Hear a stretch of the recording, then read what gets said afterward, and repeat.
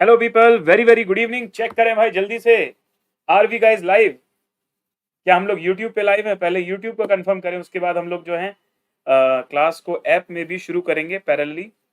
ठीक है, आज का हमारा जो क्लास होगा, बिकॉज पहले के 5-7 मिनट हो सकता है कि हमें थोड़ा समय लगे, because it will be the time of testing. तो प्रॉब्लम नहीं है यार, मेरे हिसाब से ऐप पे तो मुझे लाइव दिख रहा हूँ मैं। क्या हम लोग यूट्यूब पे लाइव हैं? पहले ऐप पे तो लाइव हो गए हम लोग यार पहले ही। यूट्यूब पे अब लाइव हुए पैरेलली। ग्रेट, बहुत बढ़िया, शानदार, जबरदस्त, जिंदाबाद। तो लेडीज एंड जेंटलमैन, कैसे हैं आप सभी लोग? जल्दी से एक बार मुझे ये बताएं सारे लोग कि मैं लाइव आ चुका हूं या नहीं, ऑडियो सही आ रहा है या नहीं, वीडियो सही आ रहा है या नहीं। हो सकता है कि स्टार्टिंग के आज जो है कुछ समय आपके मैं थोड़ा सा पढ़ाने से पहले चेक करना चाहूँगा कि सब कुछ सही चल रहा है कि नहीं। तो जो लोग ऐप में मुझे देख रहे हैं, ध्रुवी, निखिल और सुरेश भाई, रेमांशी कानानी, आप सभी लोग पहले बताइए कि आपको ऐप में सब कुछ सही दिख रहा है कि नहीं। मंजीत भाई भी आ चुके हैं यूट्यूब हमारे ऐप में, अल्टीमेट सी ऐप में। जो लोग यूट्यूब में हैं उन सभी से रिक्वेस्ट है भाई कि मुझे पता है आप सब एनरोल कर चुके हो, तो आप लोगों को सिर्फ ऐप में जाना है। जिनके पास इन्फॉर्मेशन आ गई है, जिनको लॉगिन आईडी मिल चुका है, आप सभी को बता दूं, अभी आपको कोर्स की डालने की कोई ज़रूरत नहीं। लाइव स्ट्रीमिंग के लिए आप सीधे जा सकते हो और सीधे आपको चीज़ें जो है डायरेक्टली दिख जाएंगी। जो मैंने होमवर्क करवाया उसको भी अपन लोग डिस्कस करेंगे। तो देव कुमार बोल रहे हैं कि सर बिल्कुल सही चल रहा है। ध्रुवी बोल रही है सब क्लियर है। निखिल मदनलाल गुप्ता भी बोल रहे हैं कि बिल्कुल ऐप में कोई प्रॉब्लम नहीं है, everything is good and fine. ठीक है भाई। जो लोग यूट्यूब में हैं उन सभी से भी दरख्वास्त है, अगर आपके पास ऐप की इंफॉर्मेशन आ गई है तो आप सभी लोग भी प्लीज ऐप में आ जाइए। अजीत कुमार भी ऐप में आ चुके हैं, शिवा गुप्ता भी पहुंच चुके हैं, मंजीत भी आ चुके हैं। तो सभी लोग मेरे हिसाब से जुड़ रहे हैं। जल्दी आ जाइए यार सभी लोग प्लीज। ठीक है। जय वीरू, आपको जो है कोर्स की जरूरत नहीं है। आप सिर्फ लॉगिन करोगे ना, सिर्फ लॉगिन करोगे, ऐप का लिंक आपको मिलेगा, लॉगिन करोगे आपको हो जाएगा।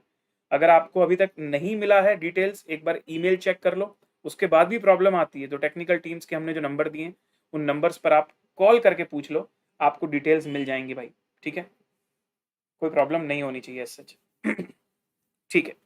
जय वीरू भाई, सवाल का उत्तर मिल गया आपको मैं क्या कहना चाहता हूँ? ठीक है, सवाल का उत्तर मिल गया ना आपको?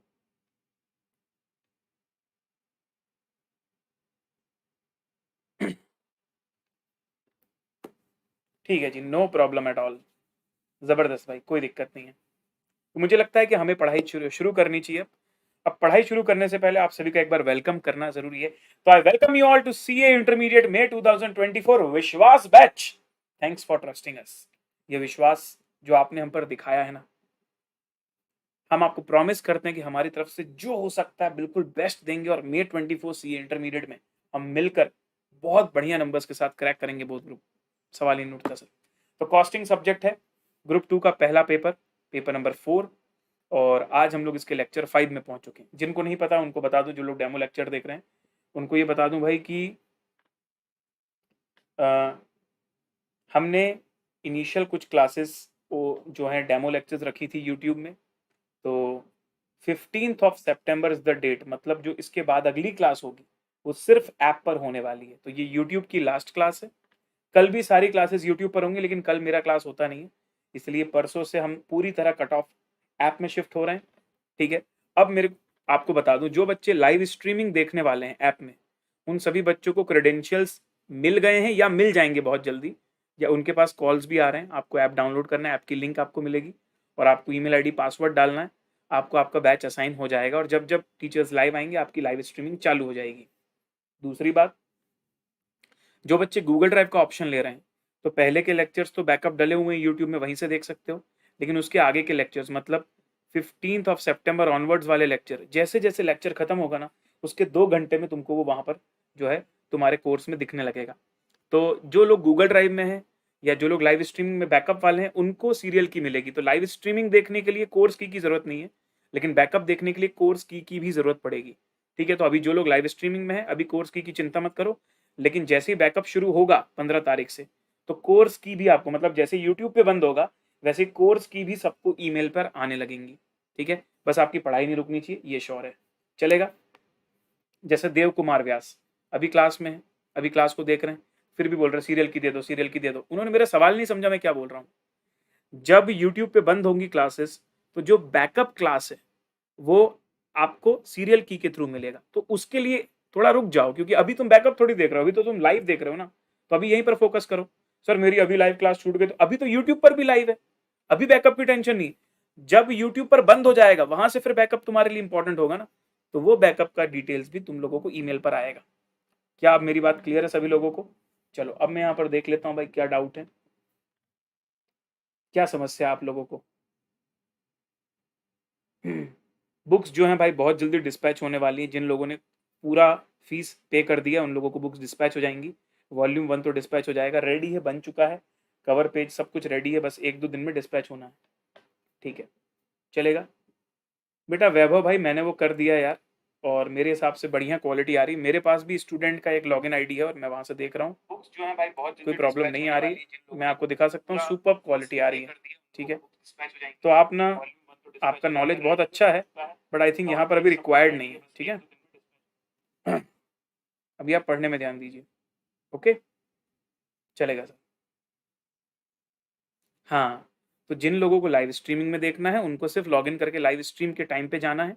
जिन लोगों को बैकअप देखना है उनको वो लाइव स्ट्रीम की डालनी पड़ेगी, जो आपको मेल में आएगी, लेकिन वो 15 तारीख से आएगी। क्यों? क्योंकि अभी तो बैकअप चालू नहीं हुआ। ठीक है, तो 2 दिन के अंदर सबको वो मेल कर देंगे।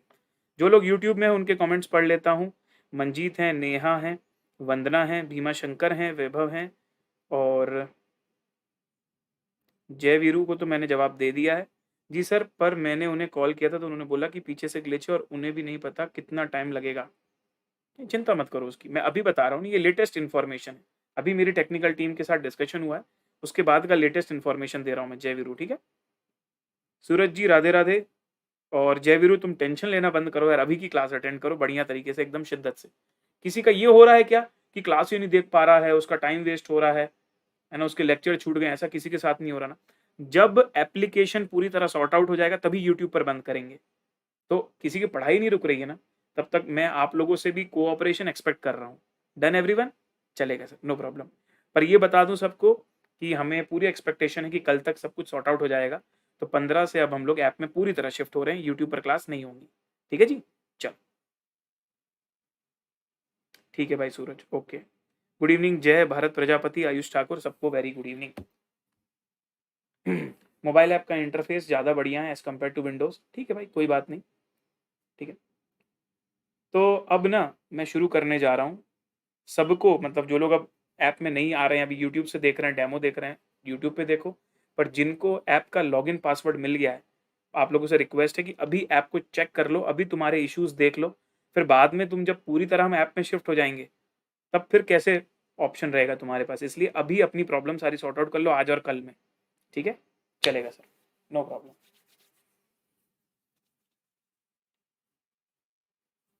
अच्छा वैभव भाई, विंडो में क्वालिटी डाउन आ रहा है, चलो ये फीडबैक मैं, ये वाला फीडबैक मैं टीम को देता हूँ। ठीक है, कि विंडोज़ में क्वालिटी क्यों डाउन आ रही है, ये जानना पड़ेगा भाई। ये मैंने फोटो खींच ली आपके मैसेज की, और मैं टेक्निकल टीम को अपनी तरफ से भी बोल दूंगा। चलेगा sir, no problem. Deepak ji बहुत बढ़िया यार। तो चलिए शुरू करते हैं।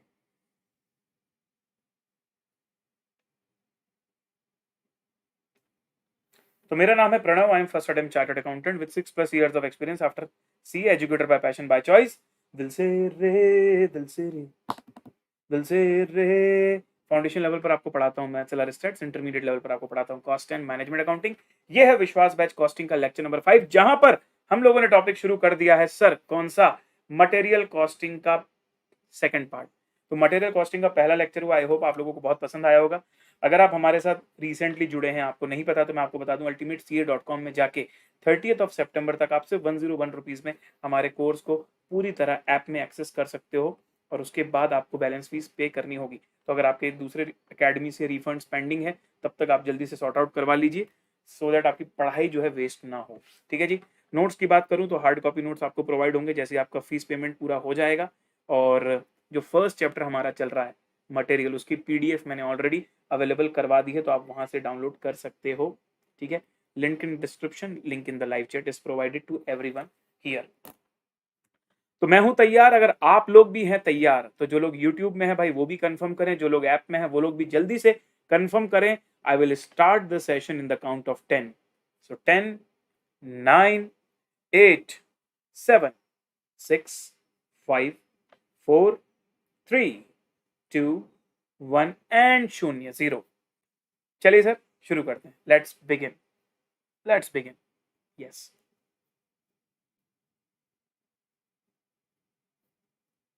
तो मटेरियल कॉस्टिंग का एक क्विक रिवीजन दे देता हूं। अभी तक हम लोगों ने क्या पढ़ा था सर? हमने पढ़ा था कि मटेरियल होता क्या है। हमने देखा कि डायरेक्ट और इनडायरेक्ट में से हमारा फोकस डायरेक्ट मटेरियल में है जब हम ये चैप्टर पढ़ रहे हैं, क्योंकि इनडायरेक्ट वाला पार्ट तो ओवरहेड्स के अंदर डील होता है। इंपॉर्टेंस क्यों ज्यादा है? क्योंकि कोई भी मैन्युफैक्चरिंग ऑर्गेनाइजेशन के अंदर मटेरियल का सबसे बड़ा कॉन्ट्रीब्यूशन है cost. It's a significant cost element. अब मैं अगर बात करूं आपसे तीन principle of material cost control की, तो वो है sir 3E।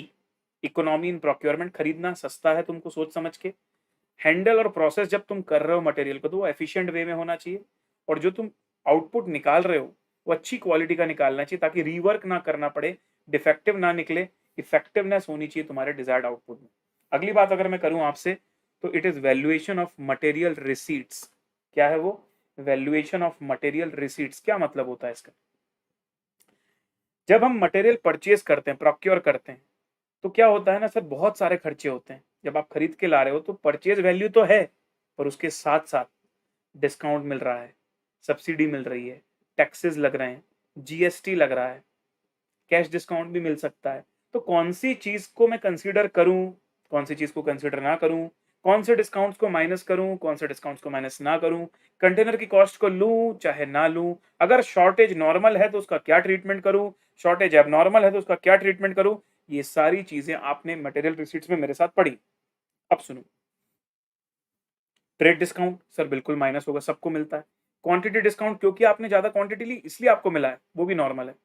Cash discount, cash discount एक सेक्रीफाइस करने से मिलता है, इसलिए कैश डिस्काउंट जो चीज है आपको, वो कैश डिस्काउंट वाली जो चीज है उसको आपको पूरी तरह इग्नोर करते हुए चलना है। जब आप मटेरियल की परचेजिंग की एंट्री कर रहे हो, कॉस्ट ले रहे हो, तो कॉस्ट ऑफ मटेरियल में कैश डिस्काउंट को कभी माइनस मत करना।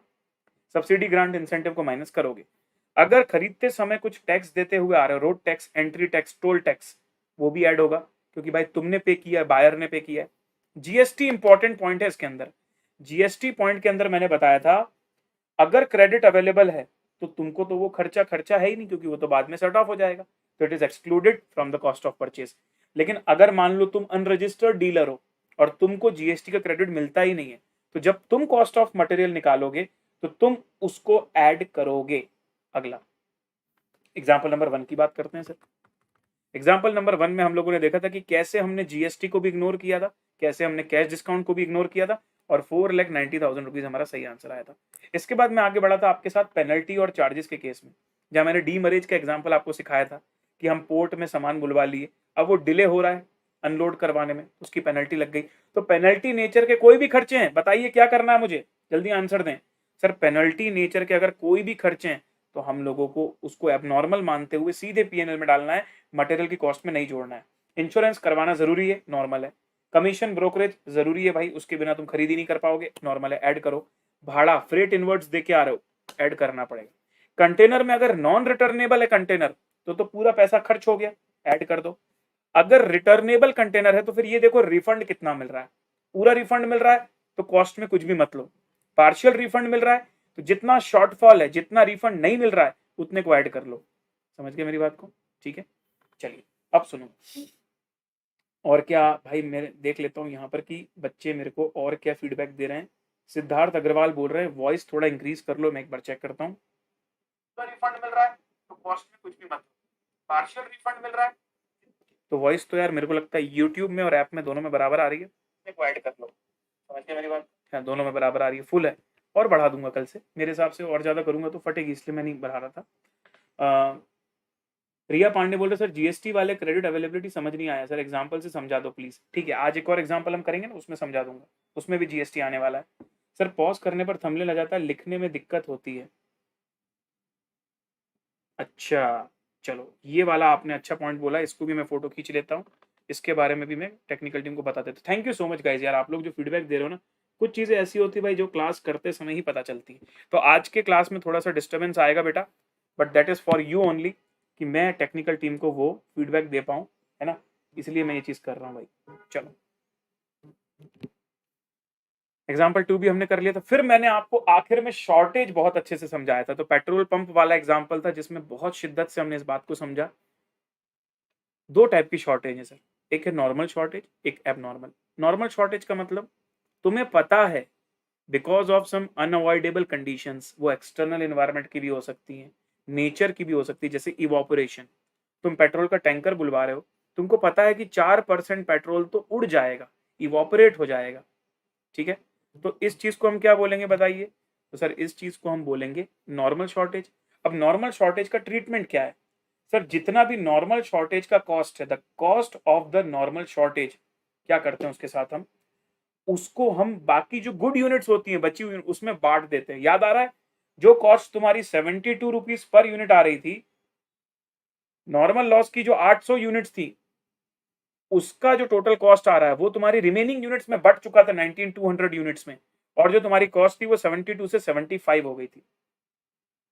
ठीक है Neha ji, your point is noted. आनंद भाई, your point is noted. App में तो वीडियो क्वालिटी मैक्सिमम ही आ रही है सीधे, ठीक है। अगला सुनो मेरी बात ध्यान से, एबनॉर्मल।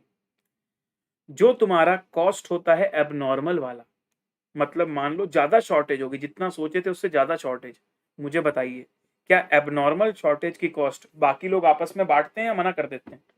सर मना कर देते हैं सर, कहते तुम एबनॉर्मल हो भाई, तुम्हारे खर्चे को हम नहीं बांटेंगे। नॉर्मल लॉस के खर्चे को गुड यूनिट्स ने एब्जॉर्ब कर लिया था, लेकिन एबनॉर्मल लॉस की वजह से जो नुकसान की वैल्यू आ रही है वो सीधे पीएनएल में ट्रांसफर होगी, और उसकी वजह से आप लोग ऐसा कुछ भी नहीं कर पाओगे। क्या नहीं कर पाओगे? आप अपने प्रोडक्ट की कॉस्ट को, मटेरियल की कॉस्ट को इंक्रीज नहीं कर सकते। क्या आपको मेरी बात समझ में आई? आप लोग अपनी मटेरियल की कॉस्ट को इंक्रीज नहीं कर सकते। डन सर, समझ में आ गया सर। तो एग्जाम्पल 3 मैंने आपको करवाया था, एग्जाम्पल 3 देख लेते हैं एक बार नोटबुक में जाके, अंत में हम लोगों ने किया था, अगर आपको याद हो। ये देखो, मैंने आपको कैश डिस्काउंट समझाया था, है ना, फिर एक क्वेश्चन कॉस्ट ऑफ मटेरियल का करवाया था। एग्जाम्पल 3 मैंने आपको करवाया था 72 रुपीज पर लीटर, फिर अच्छे से रीजन लिखवाए थे, ठीक है। ये सब कुछ हमने करवाया था। चलो भाई, एबनॉर्मल लॉस। अच्छा, अब जो है सिद्धार्थ भाई बोल रहे हैं कि सर क्या अनअकैडमी जैसा टीचर के साथ कॉल करने का ऑप्शन? भाई दो चीज़ों पे काम चल रहा है जिसको देख के आप खुश हो जाओगे। थोड़ा टाइम लग सकता है क्योंकि टेस्टिंग चल रही है। एक ऑडियो फीचर और एक वीडियो फीचर। तो ऑडियो कॉल का फीचर तो आएगा ही, पर उसके साथ साथ वीडियो कॉल का फीचर भी आएगा कि हम बच्चे को वीडियो कॉल भी कर सकते हैं ऐप में।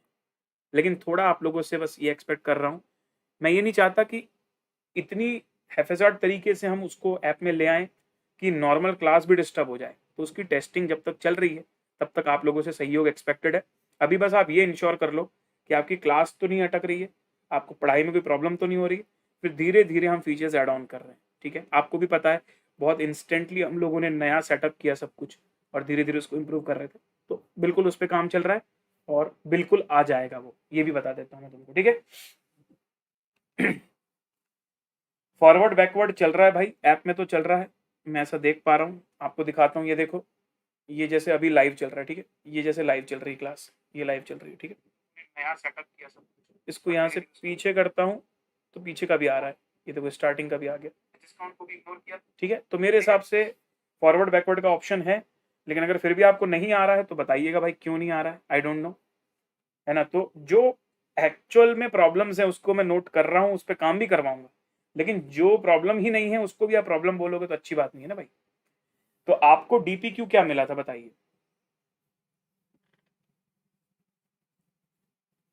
रिया पांडे ने क्या डाउट, क्या पॉइंट बोला है?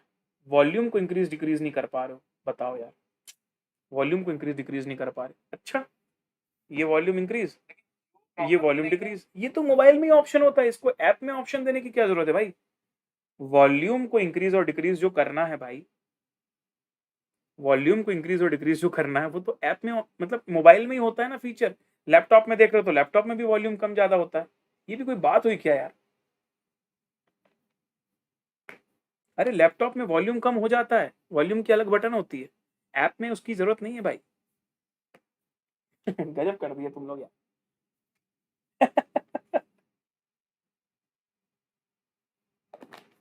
अच्छा चलो एक काम करता हूँ ना, आज की क्लास में पैरेलली ऐप चालू किया हूँ, कल की क्लास में मैं विंडोज भी चालू कर दूंगा। अभी मेरे पास लॉगिन आईडी पासवर्ड तो है नहीं, तो अभी मैं इंस्टेंटली नहीं कर पाऊंगा। तो आज मैं ऐप के सारे फीडबैक ले लेता हूँ और कल मैं विंडोज के सारे फीडबैक ले लूंगा, चलेगा दोस्तों? इनफैक्ट आपकी जो अगली क्लास भी होगी कल, अकाउंट्स की सुबह, फिर लॉ की होंगी, फिर एफएम की भी होंगी, टैक्सेशन की भी होंगी, उसमें भी आप सर लोगों को फीडबैक देना विंडोज़ के बारे में भी। और कल मैं क्या करूँगा ना, कल किसी और सर की क्लास में मैं भी ज्वाइन कर लूँगा विंडोज़ के लॉगिन से, तो मैं भी देख लूँगा और क्या इशू आ रहा है। ठीक है, चलेगा? Okay sir. ओके रिया पांडे, नोटेड नोटेड। इसको भी मैं फोटो खींच लेता हूँ।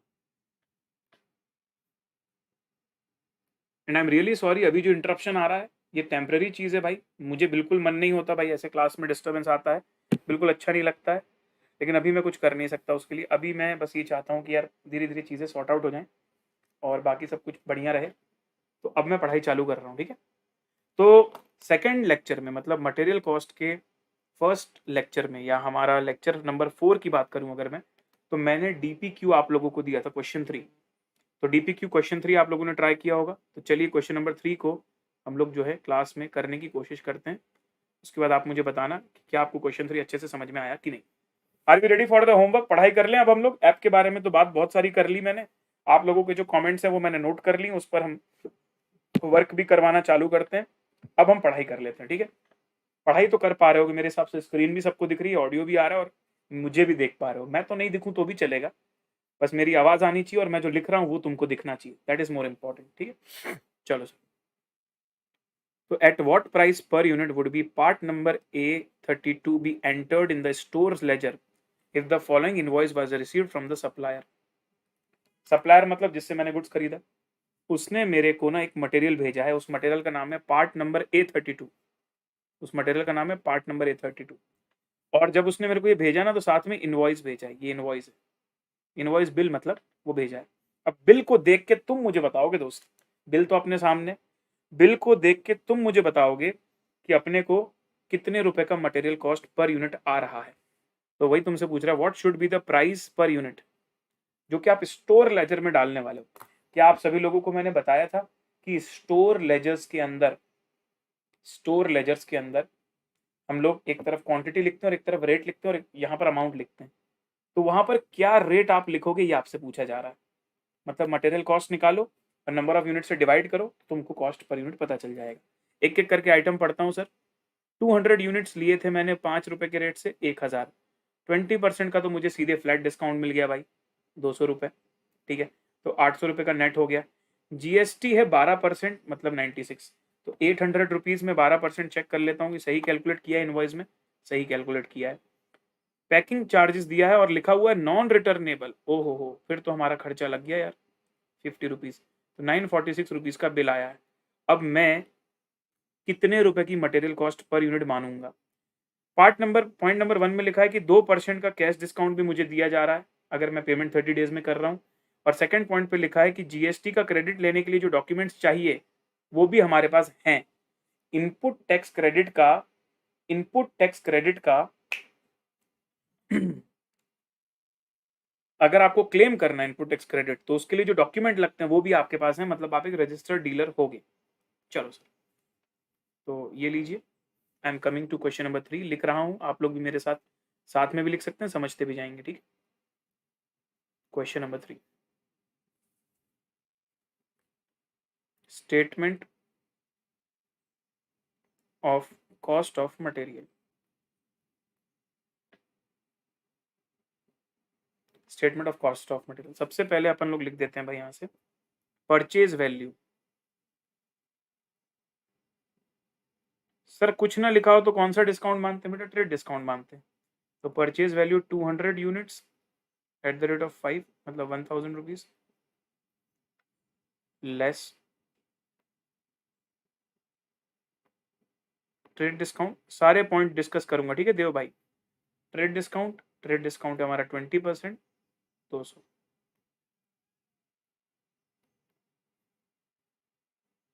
नेट आ गया 800 रुपीज। अब सर क्योंकि जीएसटी का क्रेडिट मिल रहा है, सुनना मेरी बात ध्यान से, जीएसटी का क्रेडिट मिल रहा है क्या हमको? अगर क्रेडिट मिल रहा है तो it is not to be added to the cost. जो बच्चे पूछ रहे थे मेरे से कि सर वो जीएसटी वाला पॉइंट फिर से बता देना, सुनो मेरी बात ध्यान से। एक फंडा होता है टैक्सेशन के अंदर जो आप लोग पढ़ोगे जब आप लोग जीएसटी पढ़ोगे, कि अगर मैं कोई गुड्स खरीद के आ रहा हूं और मैं अपने सप्लायर को पेमेंट किया हूं जिसमें जीएसटी इंक्लूड था, तो अब जब मैं एक इनवॉइस रेज करूंगा मेरे कस्टमर के लिए, उसमें जो मैं सामने वाले से टैक्स कलेक्ट करूंगा, उस लाइबिलिटी को मुझे गवर्नमेंट को पूरा पे नहीं करना पड़ता, उसमें से जो मैं ऑलरेडी जीएसटी पे करके आया हूं ना वो माइनस करने मिल जाता है। तो जीएसटी को ऐड करें कॉस्ट में, जीएसटी है, मैं मना नहीं कर रहा, लेकिन क्योंकि बाद में उसको तुम क्लेम कर पा रहे हो ना, तो वो तुम्हारी कॉस्ट नहीं है, तो जीएसटी को ऐड नहीं करना। अगला पॉइंट, जीएसटी को तो इग्नोर कर दिया। क्या कैश डिस्काउंट 2% का लोगे? सर कैश डिस्काउंट को तो हमेशा इग्नोर किया जाता है। फिर बचता है पैकिंग चार्जेस। सर क्योंकि पैकिंग चार्जेस में लिखा हुआ है नॉन रिटर्नेबल बॉक्सेस, क्योंकि पैकिंग चार्जेस में लिखा हुआ है नॉन रिटर्नेबल, इसलिए मेरे हिसाब से क्या भाई, अगर रिटर्न नहीं हो सकता तो पूरा खर्चा तुम्हारा लग गया ना, तो यहां पर तुम कॉस्ट ऑफ कंटेनर भी ऐड कर दोगे, रिफंड थोड़ी मिल रहा है तुमको। फुल्ली रिटर्नेबल होता तो बात अलग है सर। तो यहां पर आ जाएगा पैकिंग चार्जेस में 50 रुपीज। बताइए भाई टोटल कितना आ गया? टोटल कितना आ गया सर? टोटल आ गया ₹850। ये टोटल कॉस्ट ऑफ मटेरियल आ गया। अब मैं पूछता हूं नंबर ऑफ यूनिट्स कितनी है? नंबर ऑफ यूनिट्स आपने कितनी परचेस करी है सर? सर हमने 200 यूनिट्स परचेस करी है। तो क्या आप लोग मुझे बताओगे price per unit to be entered in store ledger? What should be the price per unit to be entered in store ledger? Sir divide कर देते हैं, 850 डिवाइडेड बाय 200। बताओ एक यूनिट कितने रुपए की पड़ी? Sir ₹4.25 per unit. आपके सामने सॉल्यूशन रेडी है, एक बार देख लीजिए, और अगर क्लियर है तो जल्दी से कंफर्म कीजिए, अगर कोई डाउट है तो पूछ लीजिए। अच्छा, जो चीज मैं इग्नोर करके चल रहा हूँ ना, मुझे उसका नोट देना पड़ेगा, भूलना मत। मैंने आपको पिछले लेक्चर में भी ये बात समझाई थी, सिखाई थी, कि अगर हम कोई आइटम को इग्नोर कर रहे हैं, जैसे कि इग्नोर मतलब जानबूझ के इग्नोर कर रहे हैं, तो हम भूले नहीं है, हम बताएंगे एग्जामिनर को कि हम क्यों इग्नोर कर रहे हैं, ये भी हमको बताना है क्लास में। ठीक है ना एवरीवन? चलेगा ना? Okay report sir, no issues.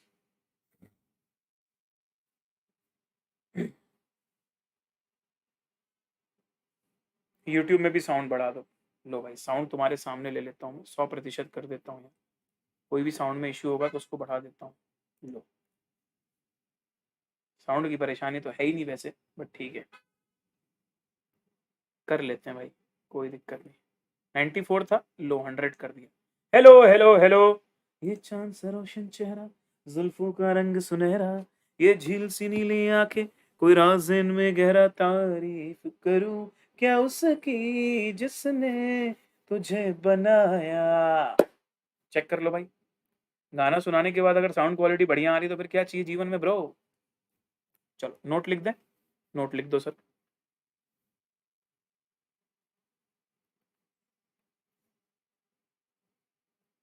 GST is not added to cost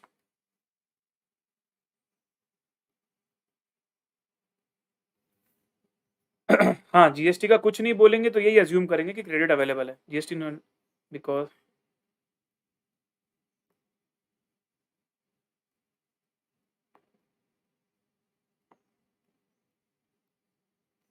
दूसरा सेकेंड नोट हम ये डाल देंगे, cash discount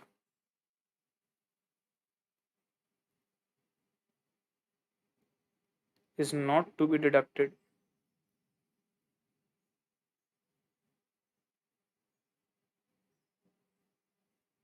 from cost of material. ठीक है दोस्त, उसको कॉस्ट ऑफ मटेरियल से डिडक्ट नहीं करते। हाँ वैभव भाई का एक फीडबैक लेना है अपन को सर लास्ट। हाँ हाँ बता दो भाई वैभव भाई, कोई चिंता नहीं है, I am totally open for that. बस लैपटॉप में अपना जैसे नॉर्मल स्लीप टाइम 10 मिनट रहता है, तो हर 10 मिनट में लैपटॉप में माउस कहीं वर्क करवाना पड़ता है वरना स्क्रीन ऑफ हो जाती है।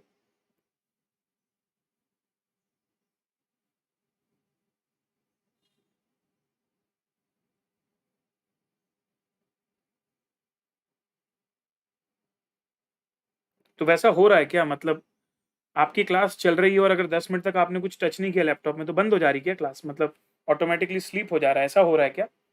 आपका लाइन कंप्लीट नहीं था, मैं यही मान के चल रहा हूँ कि आप यही बोल रहे हो। इसको भी मैं फोटो ले लेता हूँ, कोई प्रॉब्लम नहीं।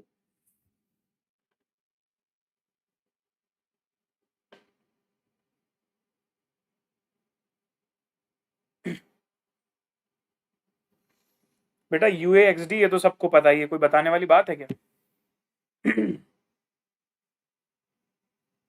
विंडोज में चैट को जूम इन और जूम आउट अभी कर पा रहा है, ये वाला फीचर मस्त है। अच्छा ठीक है वैभव भाई, समझ गया मैं तुम्हारी बात। ये वाला भी मैं पॉइंट बता देता हूँ, ठीक है। नहीं नहीं, Bhima Shankar, thank you so much Vaibhav, thank you so much Bhima Shankar, है ना। और मंजीत, अकेले को मेरा गाना पसंद आया लगता है, बाकी लोगों को तो गाना पसंद ही नहीं आया। ठीक है भाई, अब नहीं गाऊंगा यार, गजब बेइज्जती है, बताओ यार, गजब बेइज्जती है। क्वेश्चन नंबर 3 हो गया। अब हम लोग करेंगे क्वेश्चन नंबर 1, ये भी बहुत अमेजिंग क्वेश्चन है, बहुत शानदार क्वेश्चन है, ठीक है। Let's come to question 1। सारे बच्चे, question 3 is done, no doubt about it. Second point में क्या लिखा है कॉस्ट के बाद? कॉस्ट ऑफ मटेरियल बेटा, Madhu ji cost of material लिखा है।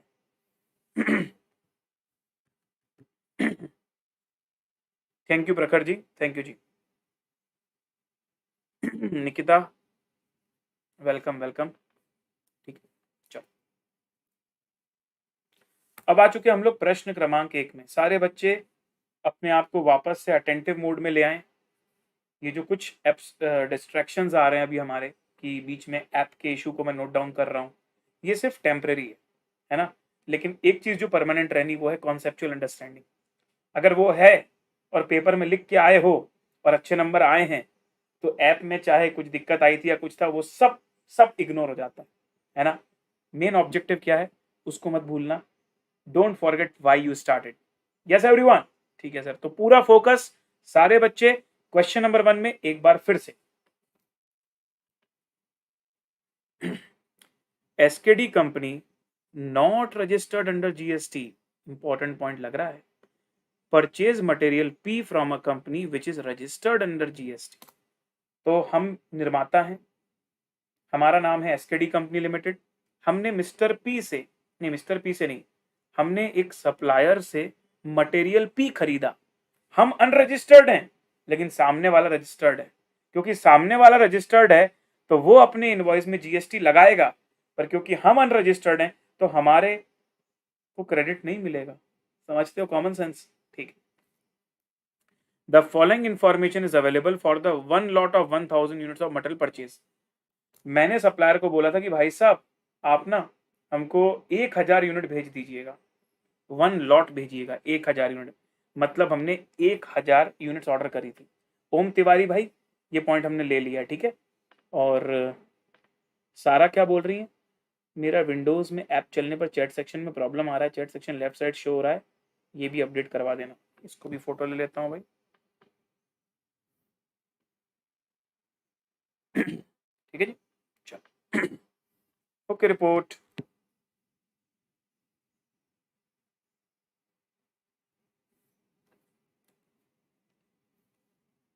Listed price of 1 lot. Listed price मतलब समझते हो ना, एमआरपी। अगर तुम जाओगे तो बोलेगा 50,000 रुपए का है, लेकिन लेकिन लेकिन आप और हम घर वाला रिश्ता है, 10% डिस्काउंट आपके लिए कोई बात है क्या? अच्छा मेरे बाद कोई और आएगा उसको दोगे? उसको भी देंगे। अरे सबके साथ हमारा घर का रिश्ता है भाई। ये 10% डिस्काउंट हम देते हैं ना, सबको देते हैं, ट्रेड डिस्काउंट है। क्योंकि सब लोग, ये पूरा विश्व जो है हमारा परिवार की तरह, वसुधैव कुटुंबकम, इसलिए सबको हम 10% का डिस्काउंट देते हैं। वाह वाह वाह, क्या कन्विंसिंग बात बोली है भाई, मजा ही आ गया। गजब डिस्काउंट मिला है भाई, है ना। चलो अब बारी है कैश डिस्काउंट की। सर कैश डिस्काउंट आपको मिलने वाला भाई साहब 10% का कैश डिस्काउंट, अमेजिंग। वो तभी मिलेगा अगर आप पेमेंट 30 डेज के अंदर कर दोगे तो। फ्रेट एंड इंश्योरेंस का पेमेंट आप करके आए 3400 रुपीज, ये कॉस्ट में ऐड हो जाएगा। टोल टैक्स आप पे करके आओ, ये भी कॉस्ट में ऐड हो जाएगा। डीमरेज, डीमरेज तो आपकी गलती है भैया, डीमरेज तो आपकी गलती है। क्योंकि डीमरेज आपकी गलती है तो ये कॉस्ट में ऐड नहीं होगा, तो सीधे पीएनएल में जाएगा भाई। अब सुनो, कमीशन और ब्रोकरेज जो है ये तो जरूरी वाली चीजें हैं। Amount deposited for returnable container, तो मैंने कंटेनर के लिए 6,000 रुपए जमा किए और 4,000 रुपए का मुझे रिफंड मिल गया। जब इनवॉइस आया था तो इनवॉइस में 6,000 रुपए लिखे थे कंटेनर के, मैंने कंटेनर वापस भिजवा दिया और 4,000 रुपए रिफंड हो गए। आप ही बताइए मुझे कंटेनर की कितनी कॉस्ट मैं कंसीडर करूंगा मटेरियल कॉस्ट में? सर 6,000 माइनस 4,000, जो 2,000 का शॉर्टफॉल है वो ऐड हो जाएगा। ठीक है, चलो फिर दिए हैं other expenses 2% of total cost. अरे यार, बोल रहा है कि ऊपर के खर्चे तो हैं लेकिन बाकी जो अन्य खर्चे हैं दैट इज टोटल कॉस्ट का 2%, तो पहले मुझे टोटल कॉस्ट भी पता होनी चाहिए, है ना। अब ध्रुवी ने बोल दिया है डीमरेज। अब आप बाकी सारे बच्चे जो हैं ध्रुवी को छोड़ के मुझे बताएं, क्या ये ऐसा नया वर्ड है जो मैंने क्लास में पहली बार उपयोग किया हो, जिसको मुझे फिर से एक्सप्लेन करना चाहिए?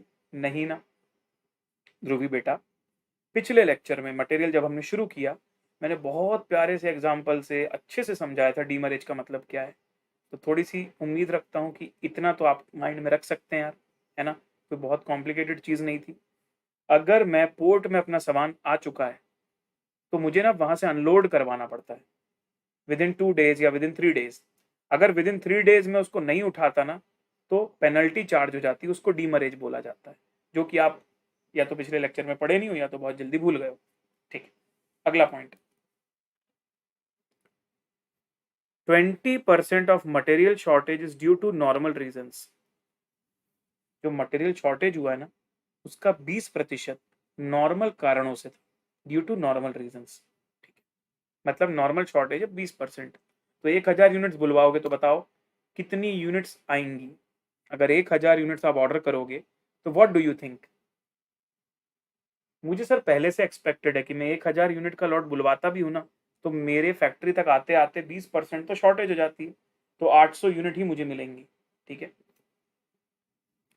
The payment to the supplier was made within the 20 days of the purchase. जो सप्लायर को हम पेमेंट कर रहे हैं ना वो परचेजेस के 20 दिन के अंदर कर दिया हमने, मतलब कैश डिस्काउंट मिल गया तुमको। हाँ तो क्या करना भाई, कैश डिस्काउंट तो इग्नोर ही करना हमको। चलिए, calculate the cost per unit of material purchased bye SKD company limited.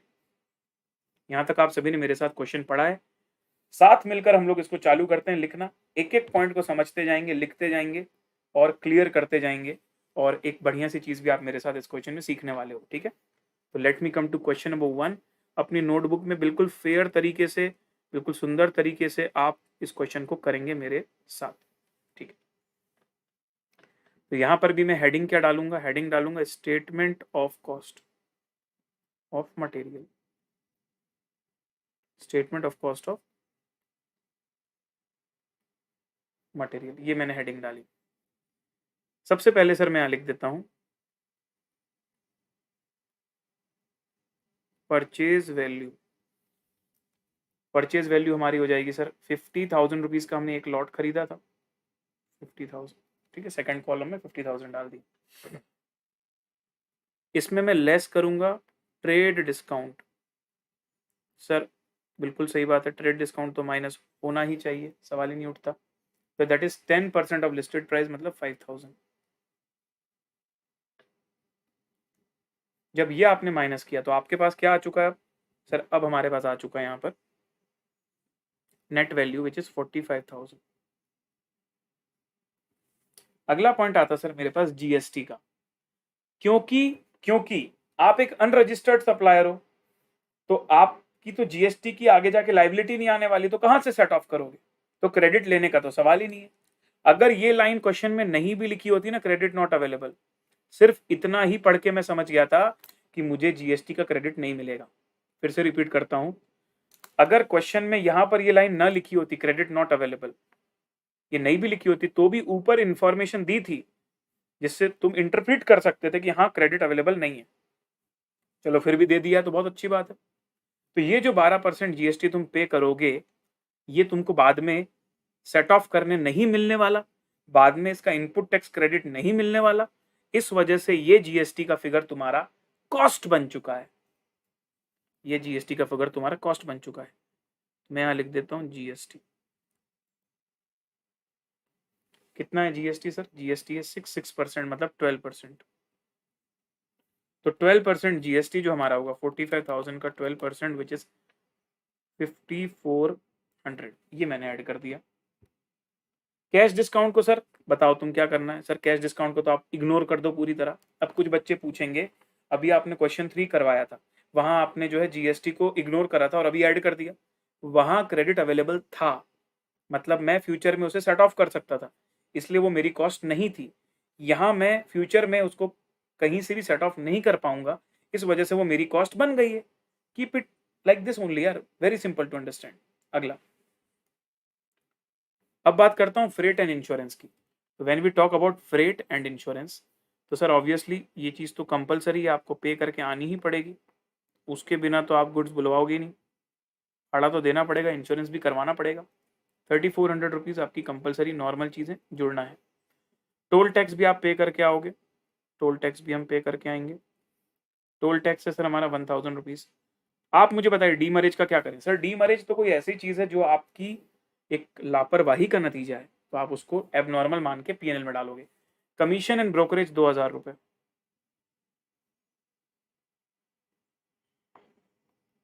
Commission and brokerage 2000 rupees,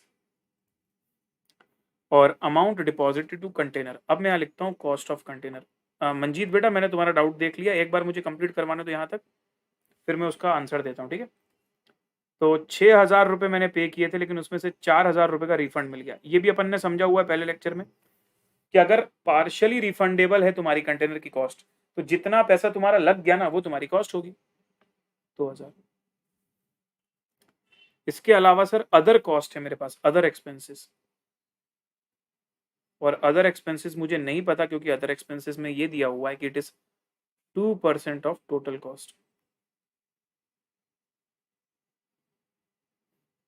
जब मैं इन सारे खर्चों को जोड़ दूंगा तो आ जाएगा मेरा टोटल कॉस्ट ऑफ मटेरियल। अभी हम इसको निकालेंगे, चिंता मत करो, पर अभी तक जितने आइटम मैंने बताए हैं उसके बारे में जिसको डाउट है पूछ लो। अभी तक मैंने जितना लिखा है वहां तक कोई डाउट है तो? परचेज वैल्यू तो लेनी है, ट्रेड डिस्काउंट तो सबको मिलता है, माइनस होगा। जीएसटी इसलिए कंसीडर किया है because credit is not available, वो लिखेंगे अपन, नीचे नोट भी लिख देंगे, कोई दिक्कत। फ्रेट एंड इंश्योरेंस नॉर्मल है, डीमरेज जो है वो गलती है इसलिए उसको पे ऐड नहीं करते। टोल टैक्स लेंगे, कमीशन ब्रोकरेज लेंगे, कंटेनर का सिर्फ शॉर्टफॉल वाला पार्ट लिया है, और अदर एक्सपेंसेस निकालना बाकी है, वो मैं सिखाऊंगा तुमको कैसे। वैभव बोल रहे हैं सर इस जीएसटी को हम मटेरियल की कॉस्ट में ही डाल देंगे ना, ये मटेरियल की कॉस्ट का ही स्टेटमेंट बन रहा है, ठीक है वैभव। मंजीत बोल रहे सर अगर सप्लायर अनरजिस्टर्ड होता तो कैसे करते? मंजीत बेटा अगर सप्लायर अनरजिस्टर्ड होता ना तो वो जीएसटी लगा के ही नहीं देता हमको। छोटे व्यापारी जो होते हैं ना वो जीएसटी नहीं लगाते। तो मुझे बताओ अगर सप्लायर ही अनरजिस्टर्ड होता, मैं नहीं, अगर सप्लायर अनरजिस्टर्ड होता तो इनवॉइस में जीएसटी आता ही नहीं।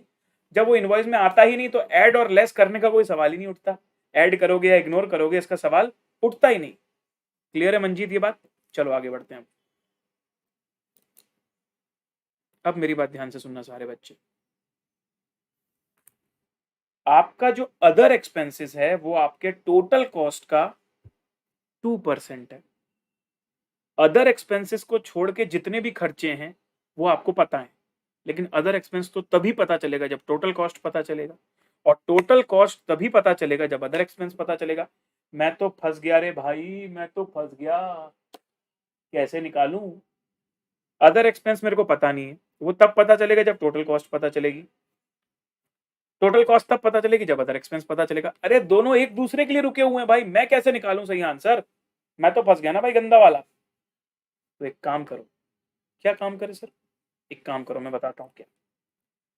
अगर तुम्हारी टोटल कॉस्ट का 2% है अदर एक्सपेंसेस, मतलब अगर टोटल कॉस्ट को 100 मानोगे तो अदर एक्सपेंसेस 2 होगा, और बाकी के सारे खर्चे तुम्हारी टोटल कॉस्ट के 98% होंगे।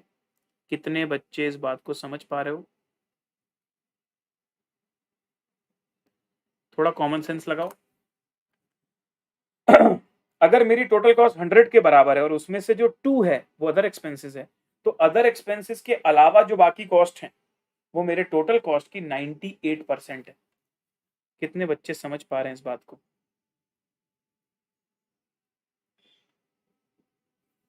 फिर से रिपीट कर देता हूं, अगर मेरी टोटल कॉस्ट 100 है और अदर एक्सपेंसेस उसमें से 2 है, तो रिमेनिंग अदर एक्सपेंसेस को छोड़ के जो बाकी खर्चे हैं वो 98% के बराबर है। अब मुझे सारे बच्चे बताइए, what is the cost excluding other expenses? नीचे लिखता हूं मैं इस चीज को ताकि और अच्छे से समझ पाओगे आप।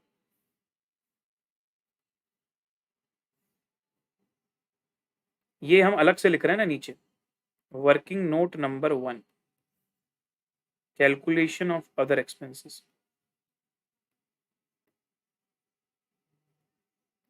Calculation of other expenses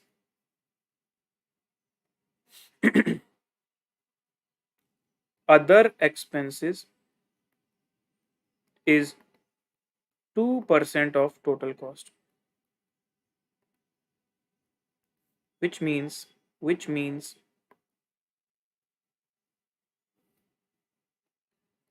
total cost excluding other expenses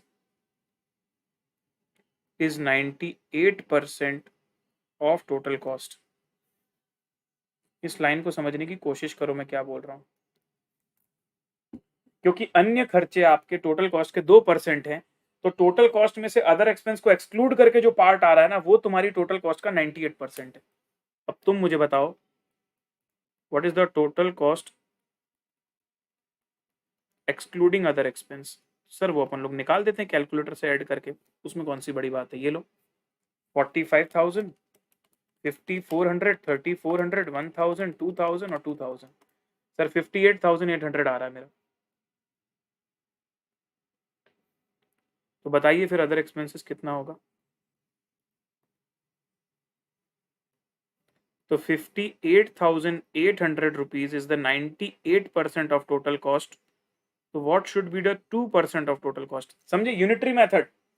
अगर 58,800 मेरे टोटल कॉस्ट का 98% है, तो बताइए मेरे टोटल कॉस्ट का 2% क्या होगा? 1,200 रुपए। ये वर्किंग नोट से मैं यहाँ पर 1,200 रुपए लेके आ गया, और यहाँ पर मैंने रेफरेंस के लिए डाल भी दिया वर्किंग नोट नंबर 1 कि मैं इस चीज को वर्किंग नोट नंबर 1 में निकाल चुका हूँ। अब बताइए टोटल कॉस्ट क्या हो जाएगी? 58,800 में 1,200 जोड़ दो, 60,000 हो गई। Everyone, statement of total cost देखिए सारे बच्चे, क्या आपको समझ में आ रहा है कैसे किया मैंने? मेन तो वर्किंग नोट देख लीजिए, वहां पर आपको कंफ्यूजन हो सकता है। तो टोटल कॉस्ट अगर 100 है तो अदर एक्सपेंसेस 2% है, तो अदर एक्सपेंस के अलावा जो आइटम है वो टोटल कॉस्ट के 98% है। तो मैंने उसकी वैल्यू निकाल दी 58,800। अब 58,800 is 90% of total cost, so total cost का 2% हो जाएगा 1,200, या टोटल कॉस्ट हो जाएगा 60,000। ठीक है, ये आपका स्टेटमेंट रेडी है, लेकिन अभी आंसर नहीं निकला है। जल्दी चलते हैं क्वेश्चन, तो क्वेश्चन की रिक्वायरमेंट पढ़ते हैं। आपको निकालना है what is the cost per unit of the material. तो अगर मुझे मटेरियल की यूनिट कॉस्ट निकालनी है, पर यूनिट कॉस्ट निकालनी है, तो मैं क्या करूंगा सर? मैं इफेक्टिव क्वांटिटी लूंगा। याद है कल हमने 75 निकाला था, वैसे ही हम इस क्वेश्चन में भी करेंगे। तो अगला पॉइंट आता है मेरा, वर्किंग नोट के नीचे लिखना, calculation of cost per unit of material. Calculation of cost per unit of material अब हम लोग निकालने वाले हैं। तो ये हो जाएगा total cost of material divided by effective quantity. Effective quantity कैसे निकालते हैं बताता हूं। तो 60,000 है टोटल कॉस्ट, 1,000 यूनिट आपने ऑर्डर करी थी, लेकिन उसमें से 1,000 का 20% तो तुम्हें नॉर्मल लॉस ऑलरेडी पता है ना। तो नॉर्मल लॉस की क्वांटिटी को हटा देते हैं, तो ऑटोमेटिकली क्या होता है, जो तुम्हारी पर यूनिट कॉस्ट है ना वो बढ़ जाती है। वैसे तुम्हारी पर यूनिट कॉस्ट 60 रुपीज आनी चाहिए थी, बट जो 200 यूनिट तुमको रिसीव ही नहीं होने वाली है, उन 200 यूनिट का 60 रुपीज, 12,000 रुपए तो तुम्हारा बाकियों में बढ़ जाएगा। तो बाकियों की कॉस्ट थोड़ी बढ़ जाएगी, 60 रुपीज की जगह 72 रुपीज हो जाएगी। तो 60,000 डिवाइडेड बाय 75 हो जाएगी, मतलब 800। ये हमने कल भी किया था 75 रुपीज पर। तो अब आप इस चीज को हमेशा ध्यान रखें, जब भी क्वेश्चन में नॉर्मल लॉस, नॉर्मल शॉर्टेज दिया हो और यूनिट कॉस्ट पूछा हो, तो हमेशा टोटल कॉस्ट को हम डिवाइड कर देते हैं जितनी यूनिट हम एक्सपेक्ट कर रहे हैं कि हमको मिलेगी। हमने भले 1000 यूनिट का ऑर्डर दिया, लेकिन अगर आपको पहले से ही पता था कि 20% का लॉस तो होता ही है हर बार, तो एक्सपेक्ट तो आप 800 यूनिट ही कर रहे हो ना। तो मतलब कहीं ना कहीं माइंडसेट आपका ऑलरेडी बना हुआ है कि आप जो चीज खरीद रहे हो वो 75 रुपीज की पड़ेगी आपको। क्लियर है एवरीवन? चलो गुड, मैच कर लेते हैं। अगर मैच कर जाए आंसर तो संतोष ओपी, संतोष प्राप्त हुआ, संतोष प्राप्त हुआ, 75 रुपीज मैच कर गया। सारे बच्चों से कंफर्मेशन चाहिए कि सर ये पूरा क्वेश्चन अच्छे से 100% क्लियर है, तो 100 वाला साइन डाल सकते हो आप। इमोजी अगर आपका चलता हो 100 वाला तो वो डाल सकते हो भाई।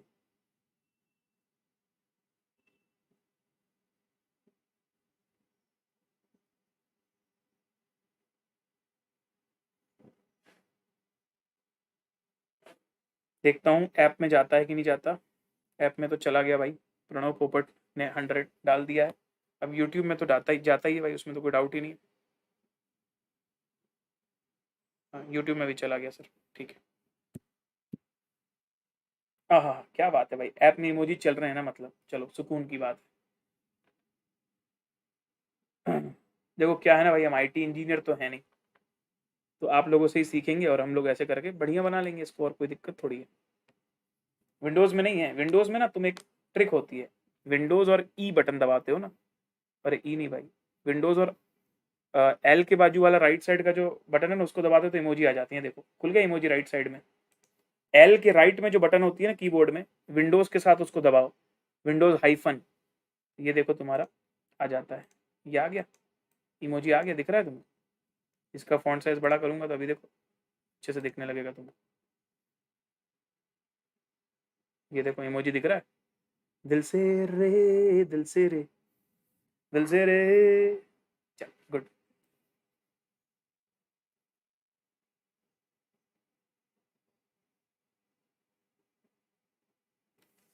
हाँ भीमा शंकर ने तो शॉर्टकट ही बता दिया, उससे शायद सीधे ही आ जाता होगा। क्यों?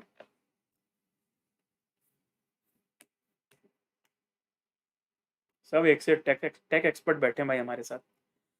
तो चलिए sir, now we are ready for question number 2। सभी लोग एकदम फोकस के साथ पूरा ध्यान दीजिए। यहाँ पर हम लोग जो क्वेश्चन 2 करने वाले हैं उसमें भी कुछ नई चीजें हम लोग सीखने वाले हैं, ठीक है बॉयज एंड गर्ल्स? चलो पढ़ते हैं साथ में। Let's start question number 2। Here we गो।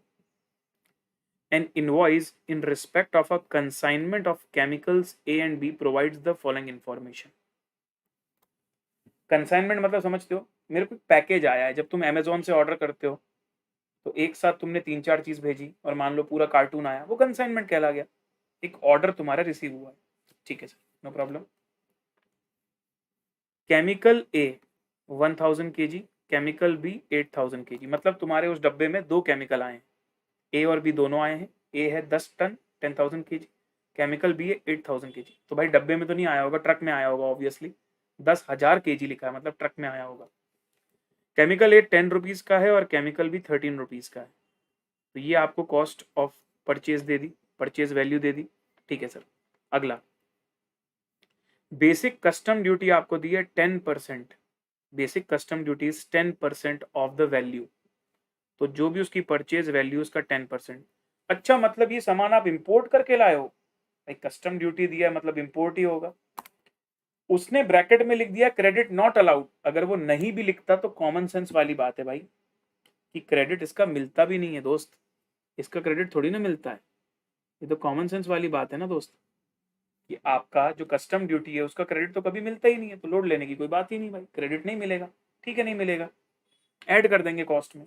अगला, railway freight, railway freight, railway freight मतलब समझते हो, अब तुम्हारा गुड्स जो है भाई वो शिप के थ्रू सी पोर्ट में तो पहुंच गया, तुम्हारा शहर तो समुद्र के किनारे है नहीं, तो अब सी वाले पोर्ट से ट्रेन में तुमने वहां सामान रखवाया और तुम्हारे शहर में ट्रेन से वो सामान आया और फिर तुम उस सामान को उतारने वाले हो, तो रेलवे का भी किराया लगा। सर रेलवे में सामान भी जाता है क्या? मालगाड़ी नहीं देखी क्या तुमने कभी? बिल्कुल जाता है भाई सामान, इनफैक्ट हमारी जो पैसेंजर ट्रेन होती है उसमें भी लगेज वैन होता है, एक पूरी बोगी होती है लगेज वैन वाली, उसमें पार्सल वार्सल भी जाते हैं भाई, तो ट्रेन में भी पार्सल जाते हैं, टेंशन मत लो तुम।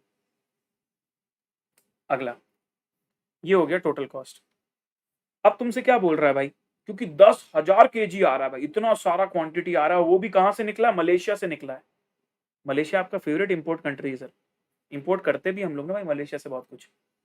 तो 500 kg केमिकल ए तो शॉर्टेज निकल के आना है, मेरे को पहले से पता है, और 320 kg भी निकल के आना है, नॉर्मल ब्रेकेज है ये तो। जब इतनी हैवी क्वांटिटी में डील करते हो ना आप, तो ये 500 kg और 320 kg तो आप बोल रहे हो नॉर्मल है, मेरे को पता है इतना तो ब्रेकेज हो ही जाएगा। मतलब जब तुम्हारी फैक्ट्री में सामान आएगा तो तुमको पहले से पता है कि 10,000 kg नहीं आएगा, सिर्फ 9,000 kg ही आएगा। सिमिलर फॉर केमिकल बी, उसमें भी 320 माइनस कर दो तुम। अब तुमके पूछ क्या रहा है, what is the requirement of the question?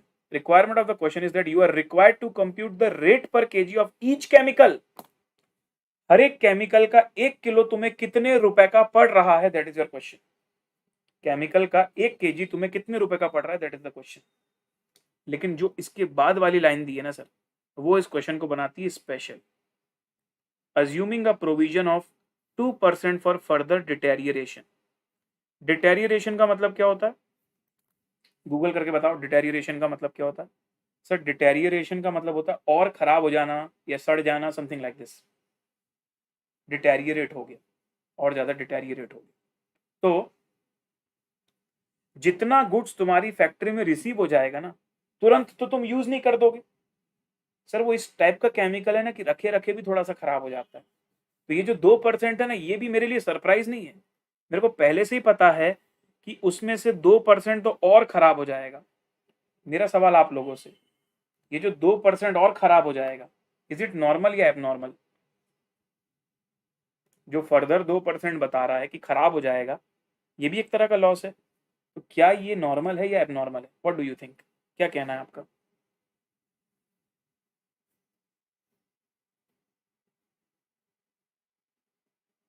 जो फर्दर 2% खराब हो रहा है उसकी बात कर रहा हूं मैं आपसे।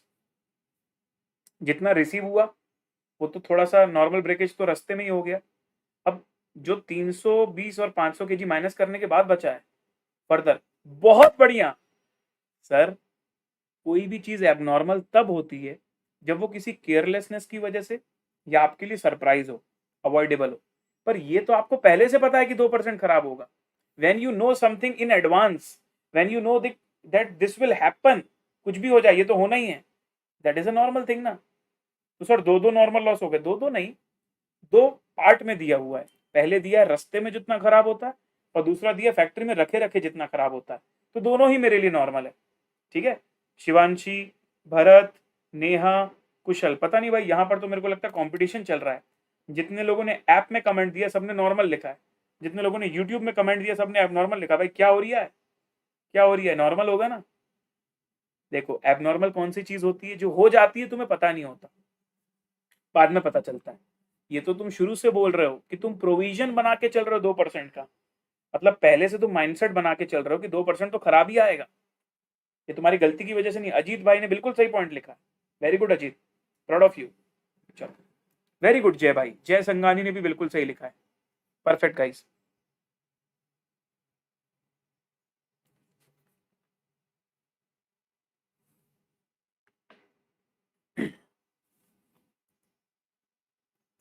तो आप लोग ये बात समझ गए हो, ठीक है। ऐप वाले सीरियस है। देख रहे वैभव को, ऐप वाले सीरियस से बोल रही है। चल सुनो मेरी बात ध्यान से सारे बच्चे ना। हाँ वंदना, तुमने नॉर्मल बोला, ठीक है वंदना, वंदू, थैंक यू वंदू। चलो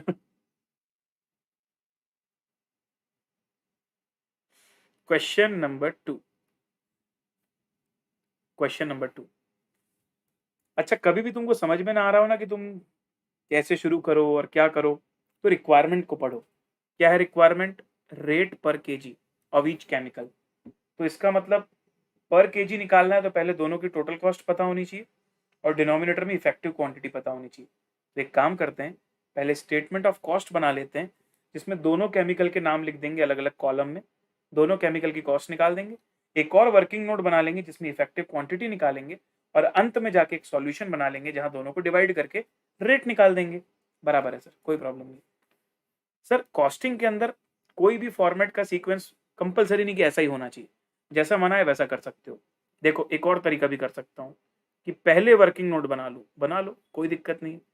कैलकुलेशन ऑफ इफेक्टिव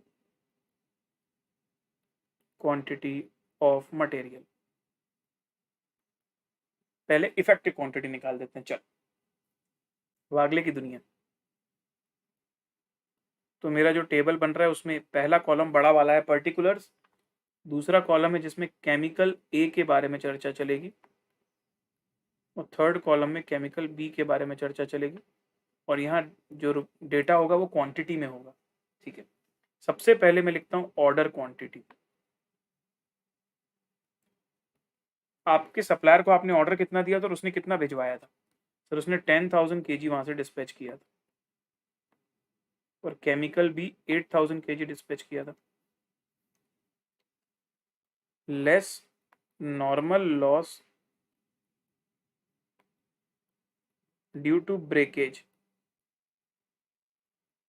जो रास्ते में तोड़फोड़ हो जाती है ना अपने आप, उसकी वजह से 500 kg केमिकल ए में और 320 kg केमिकल बी में लेस हो रहा है। अब देखो भाई,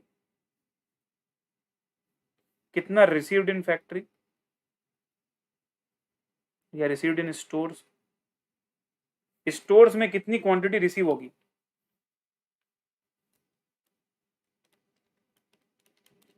सर यहां पर एक्सपेक्टेड है कि 9500 kg रिसीव होगा, और यहां पर एक्सपेक्टेड है कि 7680 kg रिसीव होने की उम्मीद है। तो स्टोर में रिसीव होने की उम्मीद है 9500 kg, और यहां पर रिसीव होने की उम्मीद है 7680 kg। लेस करूंगा इसमें मैं प्रोविजन ऑफ 2% फॉर फर्दर डिटेरियरेशन, कि रखे रखे और 2% जितनी क्वांटिटी हमारे पास है ना, उसमें से 2% और खराब हो सकती है। मेरा सवाल आप लोगों से, ये 2% में 10,000 का निकालूं या 9500 का निकालूं? सर जो क्वांटिटी ऑलरेडी टूट चुकी है उसमें से कैसे खराब निकलेगा? जितना मेरे को रिसीव हुआ है स्टोर में उसी में से तो फर्दर खराब होगा ना। तो 190,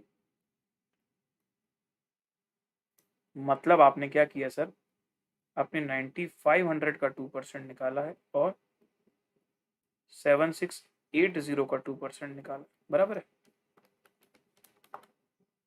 153.6। वेरी नाइस यार, आप सभी लोग बहुत अच्छे से समझ पा रहे हो सारे कॉन्सेप्ट्स। अच्छा माइनस करते हैं तब ब्रैकेट लगाना ना भूलें भाई, मैं कभी कभी भूल जाता हूं तो आप मुझे भी याद दिला दें। तो इफेक्टिव क्वांटिटी कितनी आएगी यहाँ?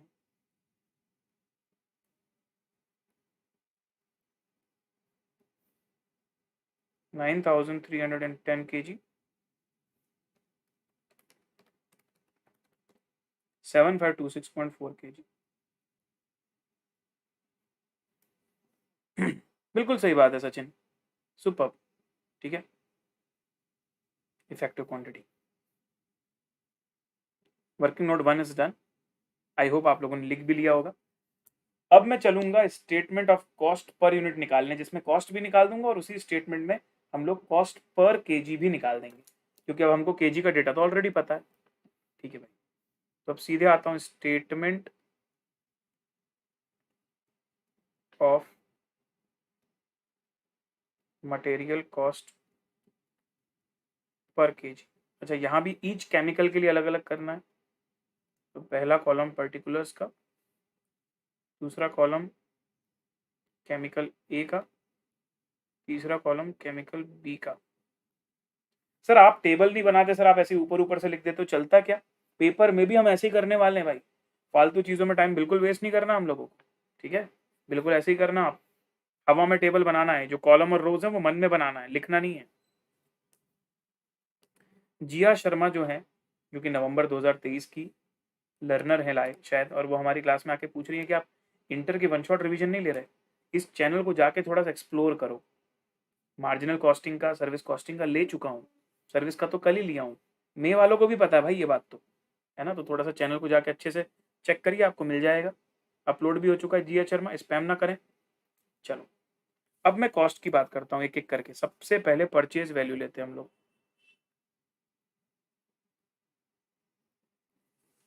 सबसे पहले हम परचेज वैल्यू अगर लेंगे तो 1 लाख रुपए और 1,04,000 रुपए। 1 lakh rupees is the chemical A purchase value. 1,04,000 is chemical B purchase value. Now, basic custom duty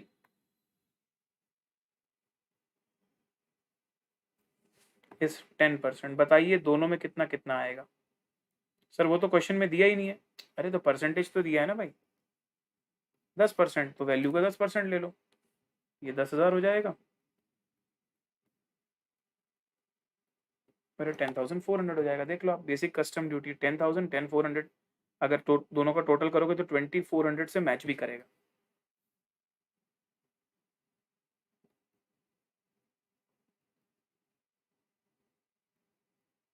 अब क्या करूं सर, मुझे समझ में नहीं आ रहा।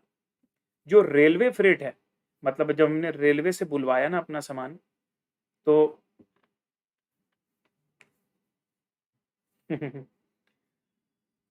जब आप रेलवे फ्रेट की बात कर रहे हो तो रेलवे फ्रेट तो सर हमारा कॉमन दिया हुआ है। कॉमन मतलब देखो आप, यहाँ तो लिखा ही नहीं है कि ए का कितना फ्रेट है बी का, जो कि कॉमन सेंस वाली बात है कि जब तुम्हारा कोई सामान साथ में आया है ना पोर्ट तक, तो ट्रेन में भी तुम साथ में बुलवाओगे ना, दो दो अलग अलग थोड़ी करोगे कि भाई वहां से इसको अलग भेजो इसको अलग भेजो।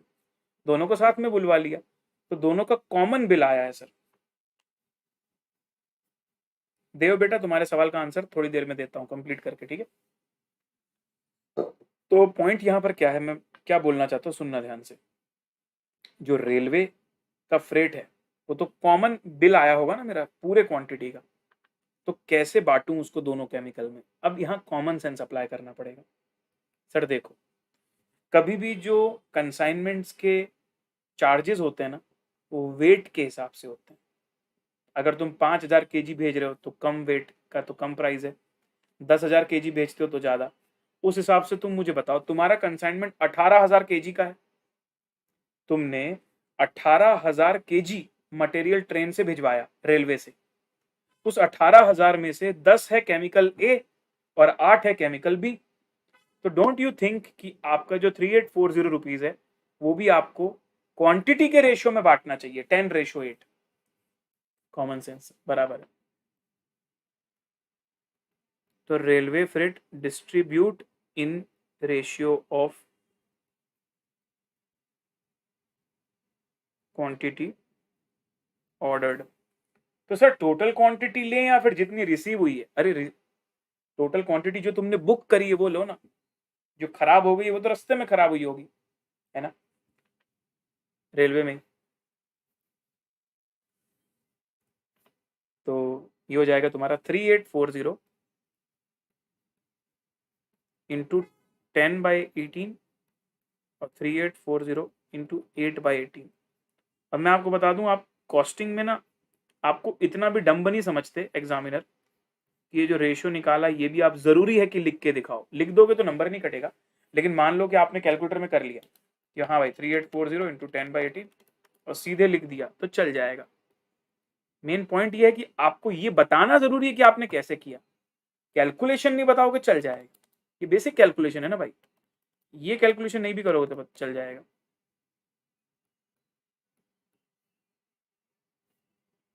ठीक है सर।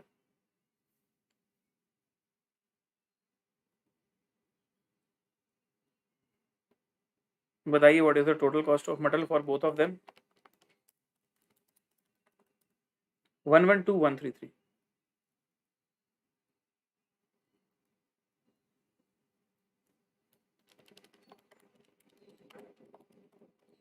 वन 116,107।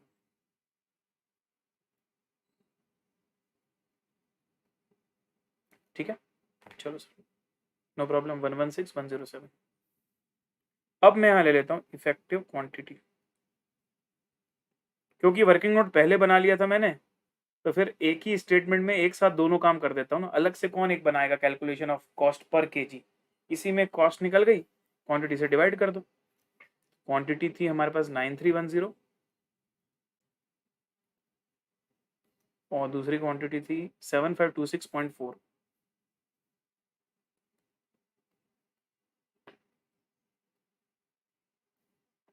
और इसकी यूनिट है रुपीज, इसकी भी यूनिट है रुपीज।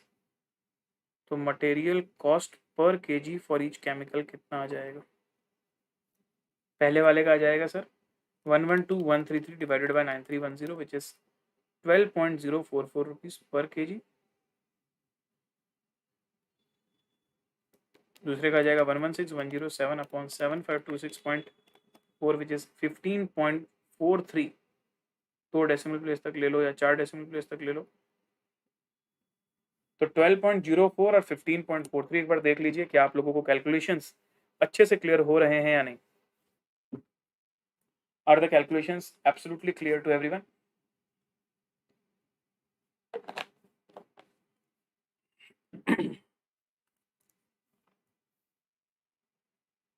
सर 12.04 15.43 अगर क्वेश्चन 100% क्लियर है तो संतोष 100%, संतोष 100% है ना? ठीक है विनोद, ओ विनोद, ठीक है ना?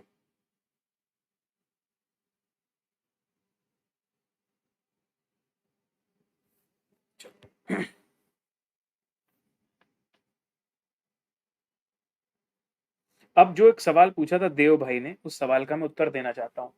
देव ने कितना एकदम क्यूट सा सवाल पूछा। देव ने क्यूट सा सवाल ये पूछा कि सर हमको कैसे पता चला कि हमको पहले इफेक्टिव क्वांटिटी बनाना चाहिए। देव मैं तुमको फ्लैशबैक में लेके चलता हूं। मैंने एक बात बोली थी, whenever we start a question सबसे पहले हमको ये सोचना है कि उसकी रिक्वायरमेंट क्या है। चलो क्वेश्चन पढ़ता हूं। तो जब हम उसका सॉल्यूशन शुरू करते हैं तो रिक्वायरमेंट पढ़ते हैं। रिक्वायरमेंट है कि हमको ये पता करना है कि दोनों केमिकल जो हम खरीदे हैं पर केजी उनका रेट हमको कितने का पड़ रहा है, स्टोर लेजर में हम जो डालेंगे रेट। तो उसके लिए मुझे दो चीजें चाहिए। कभी भी आप रेट निकालते हो तो दो चीजों का रेशियो होता है। तो न्यूमिनेटर में चाहिए टोटल कॉस्ट और डिनोमिनेटर में चाहिए इफेक्टिव क्वांटिटी। अब आप क्वेश्चन को दो तरीके से कर सकते थे, या तो पहले टोटल कॉस्ट निकाल देते पूरा, तो आपका यहां तक स्टेटमेंट बन जाता, यहां तक 112133 और 116107 यहां तक स्टेटमेंट बन जाता आपका। फिर आप एक वर्किंग नोट बनाते और ये बोलते कि चलो इफेक्टिव क्वांटिटी निकालते हैं। फिर आप एक तीसरा स्टेटमेंट बनाते जिसमें आप क्या करते, ये कैलकुलेट करते कि भाई पर केजी का कॉस्ट कैसे आ रहा है। ऐसा करते तो भी पूरे नंबर मिलते। मैंने थोड़ा सा स्मार्ट वर्क किया, थोड़ा सा स्मार्ट। मैंने बोला एक काम करते हैं भाई, इफेक्टिव क्वांटिटी का वर्किंग नोट पहले बना लेते हैं। जब मेरी टोटल कॉस्ट निकलेगी ना तो उसी स्टेटमेंट को कंटिन्यू कर दूंगा, नीचे इफेक्टिव क्वांटिटी लेके डिवाइड करके वहीं पर निकाल दूंगा, ताकि अलग से मुझे ना बनाना पड़े। सर ये करना जरूरी था क्या? नहीं। अगर ऐसा नहीं करते और पहले कॉस्ट निकालते, दूसरे नंबर पर क्वांटिटी निकालते और तीसरे नंबर पर केजी निकालते तो भी चलता, बिल्कुल पूरे नंबर मिलते। तो फॉर्मेट स्ट्रिक्ट नहीं है, बस इंटेंट समझो, ऑब्जेक्टिव समझो कि करना क्या था। अब उसको करने का तरीका जो स्मार्टली तुमको समझ में आ जाए। ठीक है, I hope my explanation is absolutely clear to every one of you. Am I clear to you guys? चलें, स्पेशली किसकी बात करी थी मैंने? देव भाई की। चलो, देख रहे हो विनोद कैसे कॉस्टिंग को इजी बनाया जाता है।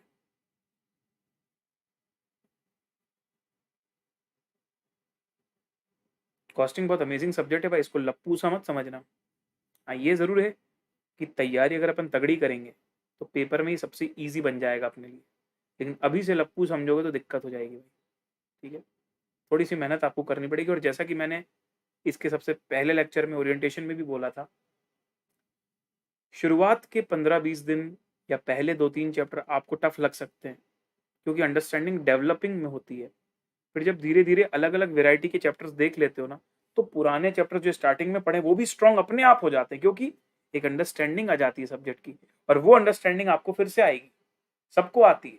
हर बैच के किसी सीनियर स्टूडेंट से भी पूछ लो आप, करीबन 1-1.5 महीने के बाद उनको कॉस्टिंग बहुत पसंद आने लगता है, अगर उन्होंने वो पेशेंस रखा है तो। ठीक है, रेशियो वाला पॉइंट एक बार वापस से समझा दो सारा जी, बिल्कुल सारा जी आपको रेशियो वाला पॉइंट समझा देते हैं। तो what was the problem was that कि मुझे केमिकल वाइज निकालना है रेट, लेकिन सर रेलवे फ्रेट एक ऐसा खर्चा था जो कॉमन दिया हुआ था, केमिकल ए और केमिकल भी दोनों साथ में बुलवाए थे, तो एक साथ दिया हुआ था खर्चा। तो समस्या ये थी कि उनको बांटू कैसे दोनों में। तो उसको दोनों में बांटने के लिए सर, उसको दोनों में बांटने के लिए मुझे ना क्या करना था, उसको दोनों में बांटने के लिए मुझे कोई रेशियो फाइंड आउट करना था जिससे मैं कॉस्ट को दोनों में बांट सकूं। तो मैंने बोला यार ये तो किराया है रेलवे का, भाड़ा है, वो तो क्वांटिटी के हिसाब से लगता है, तो क्वांटिटी के रेशियो में बांटना इज लॉजिकल कि जिस मटेरियल की क्वांटिटी ज्यादा उसको ज्यादा भाड़ा बांटो, जिसका कम उसको कम। तो 10,000 और 8,000 था तो 10:8 में बांट दिया, बरोबर 6, बरोबर 6, परफेक्ट सर। अब मैं एक काम करूं क्या, 1 मिनट देना मुझे, just give me a minute.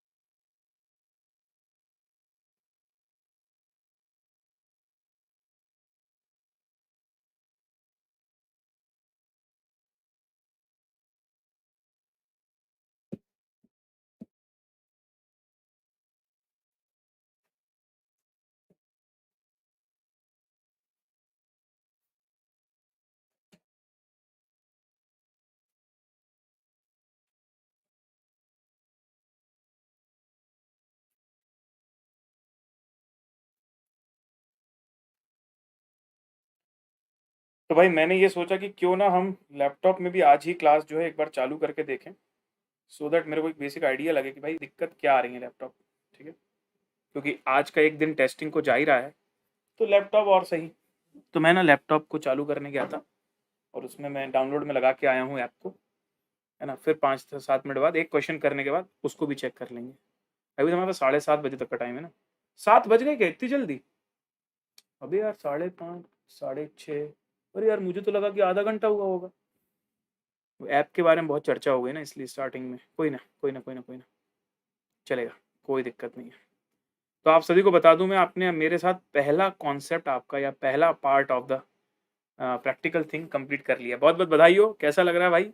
How are you feeling? कैसा लग रहा है सब्जेक्ट?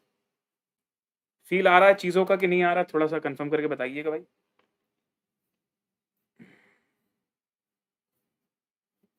ठीक है वैभव भाई, no problem.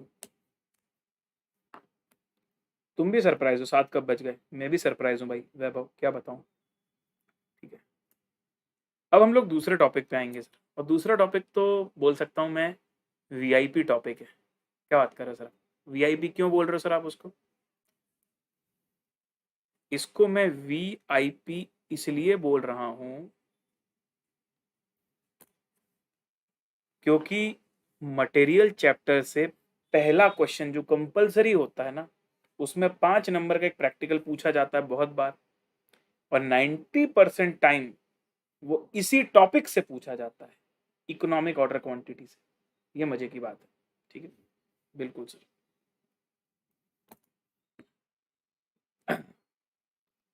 Are O Q E O Q, बिल्कुल सही बात है भाई। R O Q versus E O Q, है ना। तो करता हूँ चालू मैं उसको भी 1 मिनट में। Just give me 1-2 minute. मैं सोच रहा हूँ कि विंडोज में भी चालू कर दूँ सो दैट साथ में सॉर्ट आउट होता जाए आज ही इशू, है ना। अच्छा, स्मॉल स्क्रीन का ऑप्शन ही नहीं दे भाई। बहुत सारे फीडबैक दे रहे हो तुम लोग यार, सही है।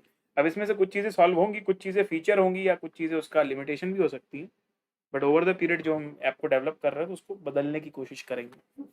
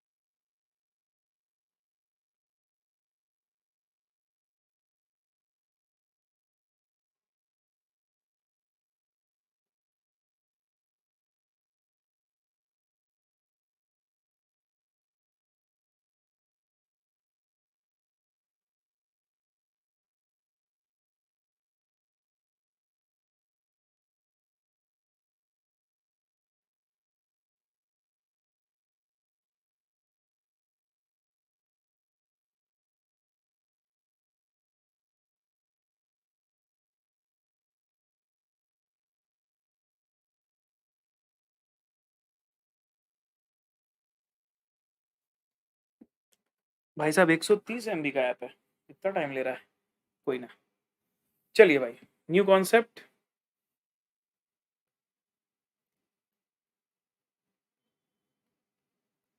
नाम है EOQ ROQ। क्या मतलब है, क्या करना है, क्या होता है, सब समझ में आएगा और बहुत मजा भी आएगा, दिल गार्डन गार्डन भी हो जाएगा। तो आज हम लोग थोड़ा स्टोरी टाइम कर लेते हैं, बहुत दिन हो गए स्टोरी करे हुए।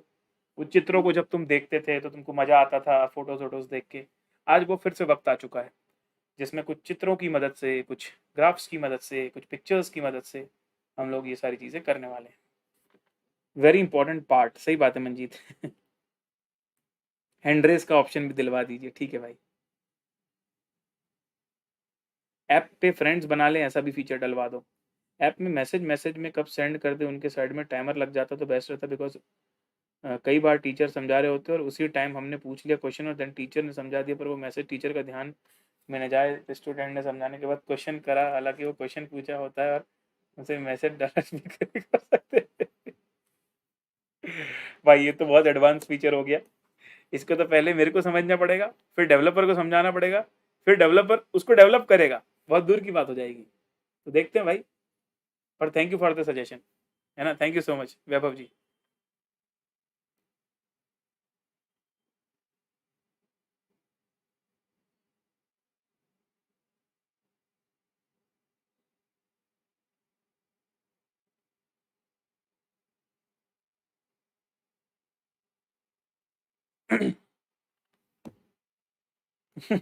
वैभव जबरदस्त आदमी बाकी है, बहुत दिमाग चलता है इसका भाई। तुम एंटरप्रेनर बनने वाले हो, ऐसे पूरे पूरे अंदेशे, मतलब ऐसा पूरा लग रहा है कि तुम एंटरप्रेनर बनने वाले हो इवेंचुअली सीए करने के बाद। गॉड ब्लेस यू भाई, सच्ची दिल से बोल रहा हूँ, दिल से दुआ है ये। जो भेजी थी दुआ वो जाके आसमां।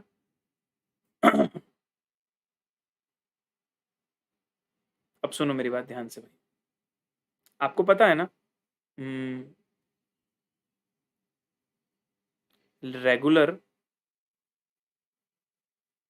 ऑपरेशंस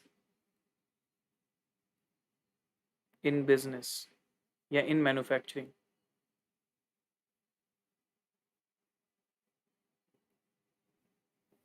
मतलब एक मैन्युफैक्चरिंग ऑर्गेनाइजेशन होता है ना, तो ऐसा नहीं करता कि पूरे साल भर में कितना बेचना है, चल एक बार में बना के छोड़ देते हैं, साल भर बेचते रहेंगे, फिर से अगले महीने अगले साल जो है जनवरी से 1 जनवरी से 7 जनवरी तक पूरा मैन्युफैक्चरिंग कर देंगे और फिर पूरी साल भर की छुट्टी मनाएंगे।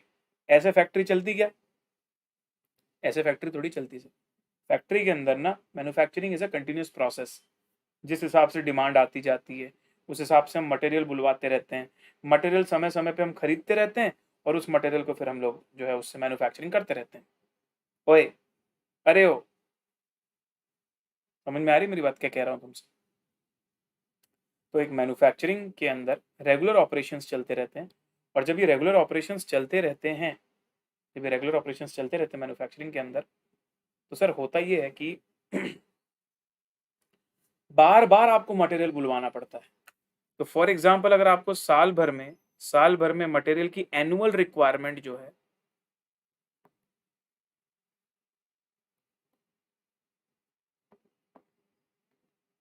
मान लो 52,000 kg भी है, तो आप उसे पार्ट्स में बुलवाते हो ना, एक बार में थोड़ी पूरा बुलवा लोगे। बहुत सारी प्रॉब्लम है, अगर आप एक बार में 52,000 kg मटेरियल बुलवा लोगे और यूज नहीं कर पाओगे तो पड़े पड़े खराब हो जाएगा। आप इतना सारा मटेरियल बुलवाओगे तो आपको पेमेंट देना पड़ जाएगा, उतना पैसा आपका फंस जाएगा। आपको स्टोरेज उतना बड़ा बनवाना पड़ेगा, उतना बड़ा स्टोरेज बनवाना पड़ेगा कि इतने सारे मटेरियल को रखो।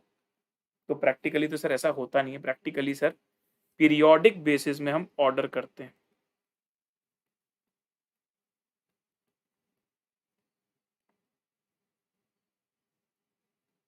तो मटेरियल्स जो ऑर्डर होते हैं वो पीरियोडिक बेसिस में होते हैं।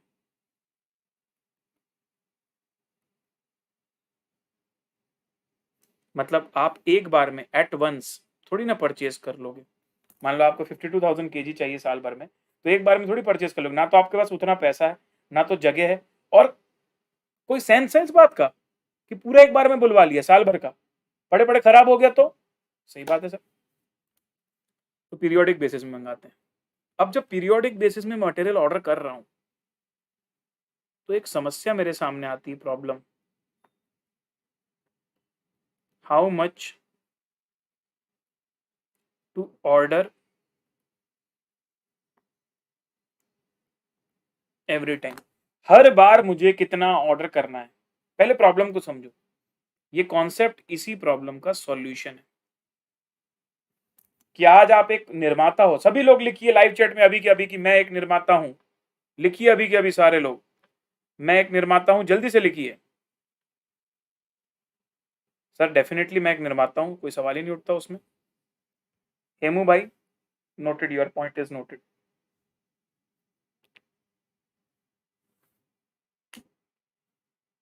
How much to order every time, how much to order every time, ये एक परेशानी है। तुम भी अगर एक निर्माता हो तो तुम्हारे मन में भी ये परेशानी रहेगी कि चलो मुझे बार बार ऑर्डर करना है, लेकिन एक बार में कितना ऑर्डर करूं? अगर साल भर में 52,000 kg चाहिए, क्या हर हफ्ते ऑर्डर करूं? क्या हर महीने ऑर्डर करूं? करूं तो क्या करूं? Please tell me everyone, if I am a manufacturer, how should I sort out this problem that how much to order every time?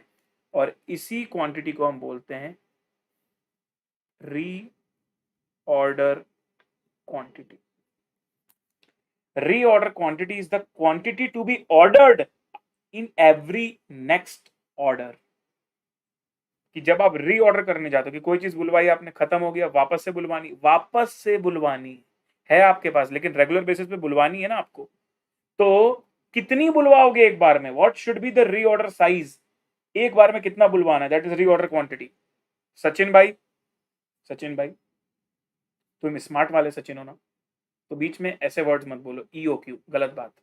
नहीं, अभी मैंने ईओ क्यू नहीं समझाया है, अभी मैंने सिर्फ आर ओ क्यू समझाया है। ठीक है, आर ओ क्यू समझाया है, इसलिए ईओ क्यू वर्ड नहीं बोल सकते तुम, गलत नहीं है। सेम, दोनों दोनों अलग वर्ड्स हैं, दोनों का अलग मीनिंग है, और सही समय आने पर मैं समझाऊंगा कि वो क्या है। ठीक है, चलो।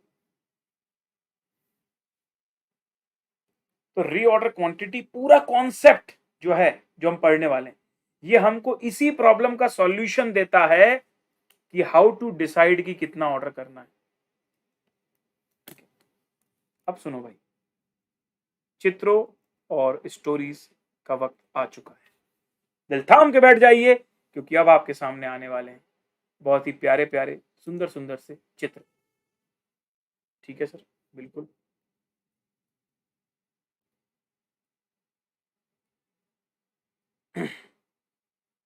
ये बेचारा शिप क्या गजब खतरनाक डूब रहा था, क्यों भाई? याद आ रहा है ना, उस दिन अपन ने किया था।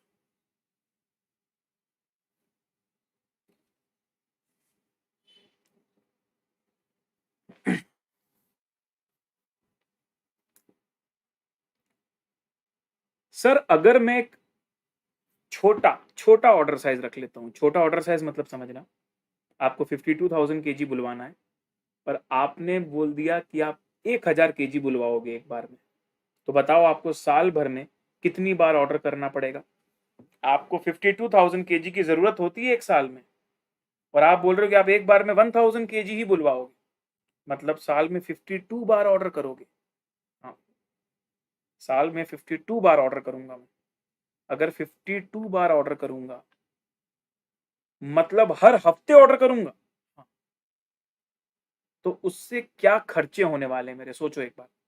सर अगर मैं बार बार ऑर्डर करता हूं तो जो परचेज डिपार्टमेंट है, जो ऑफिस में परचेज डिपार्टमेंट बैठा हुआ है, उनका ऑफिशियल वर्क बढ़ जाता है। उनको बार बार ऑर्डर प्लेस करना पड़ता है, परचेज ऑर्डर इशू करना पड़ता है कि लो भाई ऐसा करना है, ऐसा करना है, ऐसा करना है, लाइक दिस। ठीक है, 52 बार करोगे तुम, ये खर्चा बढ़ जाता है। अगर बार बार ऑर्डर करोगे तो बार बार ट्रक आएगा, बार बार अनलोडिंग होगी।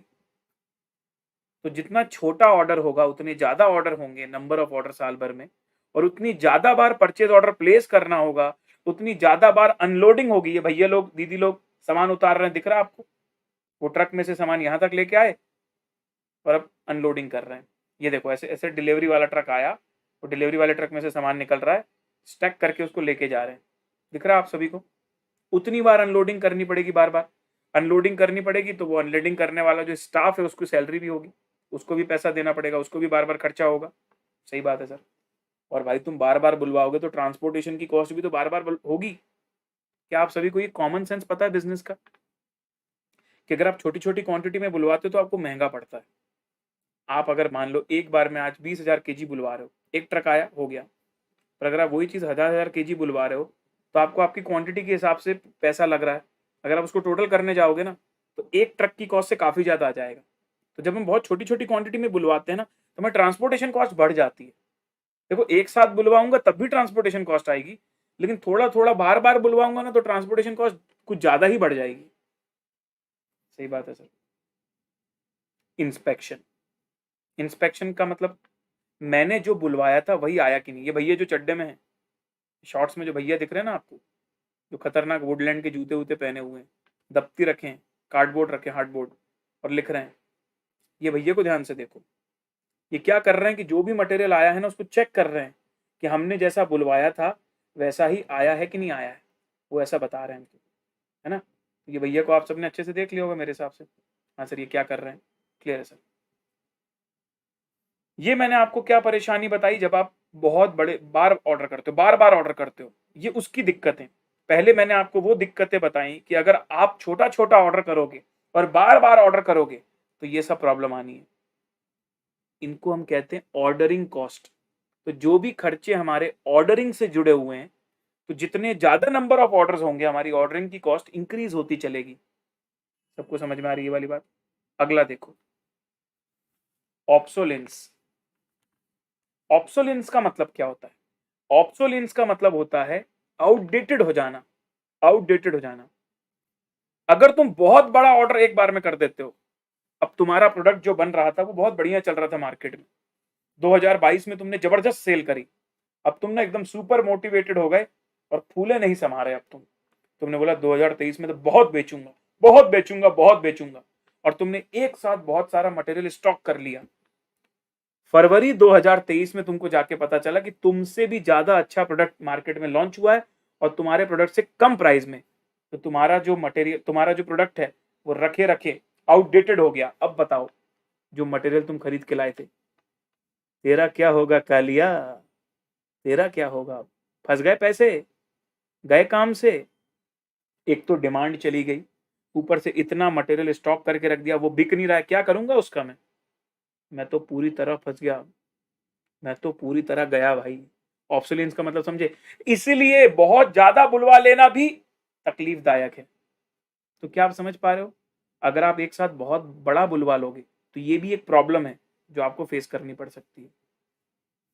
एक साथ बहुत ज्यादा बुलवा लोगे तो रखने की भी तो जगह चाहिए भाई। स्टोरेज है तुम्हारा, लेकिन उसमें एक लिमिटेशन है कि भाई इतना सामान एक बार में आ सकता है, फिर उतना सामान यूज होता है तो अगला ऑर्डर आता है, फिर और सामान यूज होता है तो फिर अगला ऑर्डर आता है, तो वो साइकिल चलती रहती है। पर अगर तुम उस साइकिल को ब्रेक करके एक बार में बहुत सारा बुलवा दोगे, कहाँ रखोगे सर? फिर वो और शेल्फ लेनी पड़ेंगी, जगह कम पड़ेगी तो और एक बिल्डिंग खरीदनी पड़ेगी, रेंट पे लेनी पड़ेगी।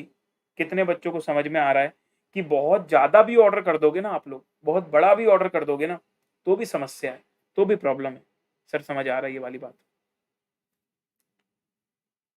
अब सबसे बड़ी बात, नन्ना नन्ना नन्ना नन्ना, the whole thing is that के भैया सबसे बड़ा रुपया, ना बीवी ना बच्चा, ना बाप बड़ा ना भैया, the whole thing is that के भैया सबसे बड़ा रुपया। क्या समझे? इस गाने में जो फीलिंग्स दी वो मेरी नहीं है भाई, बस आपको समझाने के लिए कि from business point of view सबसे इंपॉर्टेंट चीज होती है फंड्स। ठीक है, फंड्स। तो समझे मेरी बात को बहुत अच्छे से, मैं क्या कहना चाहता हूं आपसे। अगर आप एक बार में ज्यादा बुलवा लेते हो तो आपका सप्लायर आपका सगा संबंधी थोड़ी है। सगा संबंधी भी होगा तो पैसे तो वो भी लेगा ना। तो अगर आप एक साथ बहुत ज्यादा चीज खरीद लेते हो ना, तो पैसे की व्यवस्था करनी पड़ेगी आपको। मान लो आज आप हर महीने में एक बार ऑर्डर करते थे, साल में 12 ऑर्डर करते थे, तो एक महीने में सिर्फ आपको कम क्वांटिटी का पैसा देना पड़ता था, फिर वो सेल होती थी तो पैसा आ जाता था, तो फिर आप दूसरे ऑर्डर के लिए पैसा तैयार कर लेते थे। लेकिन अगर एक बार में बहुत ज्यादा खरीदने जाओगे तो एक बार में इतना सारा पैसा कहां से निकालोगे? सर लोन लूंगा। तो लोन लोगे तो इंटरेस्ट नहीं आएगा क्या? क्या आपको दिख रहा है यहाँ पर कि अगर आप एक साथ बहुत ज्यादा क्वांटिटी खरीदने जा रहे हो तो ज्यादा फंड की जरूरत है। ज्यादा फंड की जरूरत है मतलब आपको ज्यादा लोन लेना पड़ेगा, मतलब ज्यादा इंटरेस्ट आएगा। So that interest is called as cost of fund. So can I say that if the carrying cost, if the order size is bigger, then the cost of the funds will get bigger and bigger. जितना ज्यादा पैसा फंसाओगे उतना ज्यादा interest भी फंस जाएगा तुम्हारा, उतना बड़ा इंटरेस्ट आएगा, उतनी बड़ी लाइबिलिटी, बड़े आउटस्टैंडिंग अमाउंट पर इंटरेस्ट कैलकुलेट होगा। Definitely sir. तो अब मेरी बात ध्यान से सुनिए। हमारे सामने जो परेशानी थी, परेशानी ये थी कि how to decide size of reorder, कि जब मैं वापस से रीऑर्डर करने जाता हूं तो क्या साइज रखूं। तो मैं बोलता हूं उसका आंसर ये है कि it depends on cost, it depends on relevant cost. कि भाई साइज को बड़ा या छोटा करने से कोई ऐसी कॉस्ट है जो बढ़ती या कम होती है? मैंने बोला है ना, there are two cost which are relevant with, which are connected with the order size. कि अगर ऑर्डर साइज कम या ज्यादा होता है तो ये कॉस्ट में अंतर आता है, ये कॉस्ट ऊपर नीचे होती है। और वो दो कॉस्ट कौन सी है? पहली है ऑर्डरिंग कॉस्ट, दूसरी है कैरिंग कॉस्ट। ये जो मैं चीजें लिखता हूं या चित्र दिखाता हूं, ये कॉपी में लिखना जरूरी नहीं है, क्योंकि ये समझाने के लिए होते हैं। सब कुछ लिखा हुआ है कॉन्सेप्ट बुक में, जो कॉस्टिंग की कॉम्पेंडियम है हमारी। कॉस्टिंग की बुक का नाम अभी मैंने आपके सामने डिस्क्लोज नहीं किया था, पर बहुत जल्दी करूंगा। ठीक है, एक बार उसका जो है कवर पेज फाइनल वाला मेरे पास आ जाए ना, फिर उसका सही नाम डिस्क्लोज करूंगा और नाम का मीनिंग भी बताऊंगा। ठीक है, तो ऑर्डरिंग कॉस्ट भी और कैरिंग कॉस्ट भी। अब सुनो मेरी बात। अगर ऑर्डर साइज, अगर ऑर्डर साइज स्मॉल होगा तो नंबर ऑफ ऑर्डर हाई होंगे। हाई। कितने बच्चे इस बात को समझ पा रहे हैं? अरे भाई 52,000 kg चाहिए तेरे को, और तू छोटा छोटा थोड़ा थोड़ा थोड़ा थोड़ा बुलवाएगा 1,000 kg, तो 52 बार ऑर्डर करना पड़ जाएगा तेरे को। कितने बच्चे समझ पा रहे हैं कि if the order size is small, number of orders will get higher and higher and higher, bigger and bigger and bigger, ज्यादा नंबर ऑफ ऑर्डर्स हो जाते हैं। समझे ना?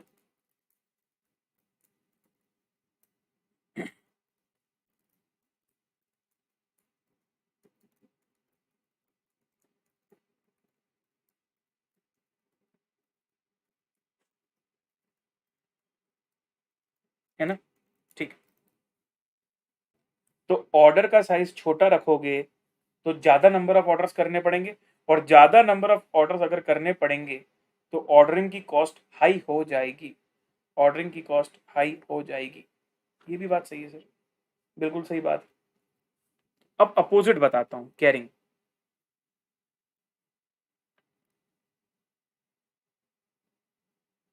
अगर ऑर्डर साइज बिग होगा, अगर बड़ा ऑर्डर साइज आपने डिसाइड कर लिया तो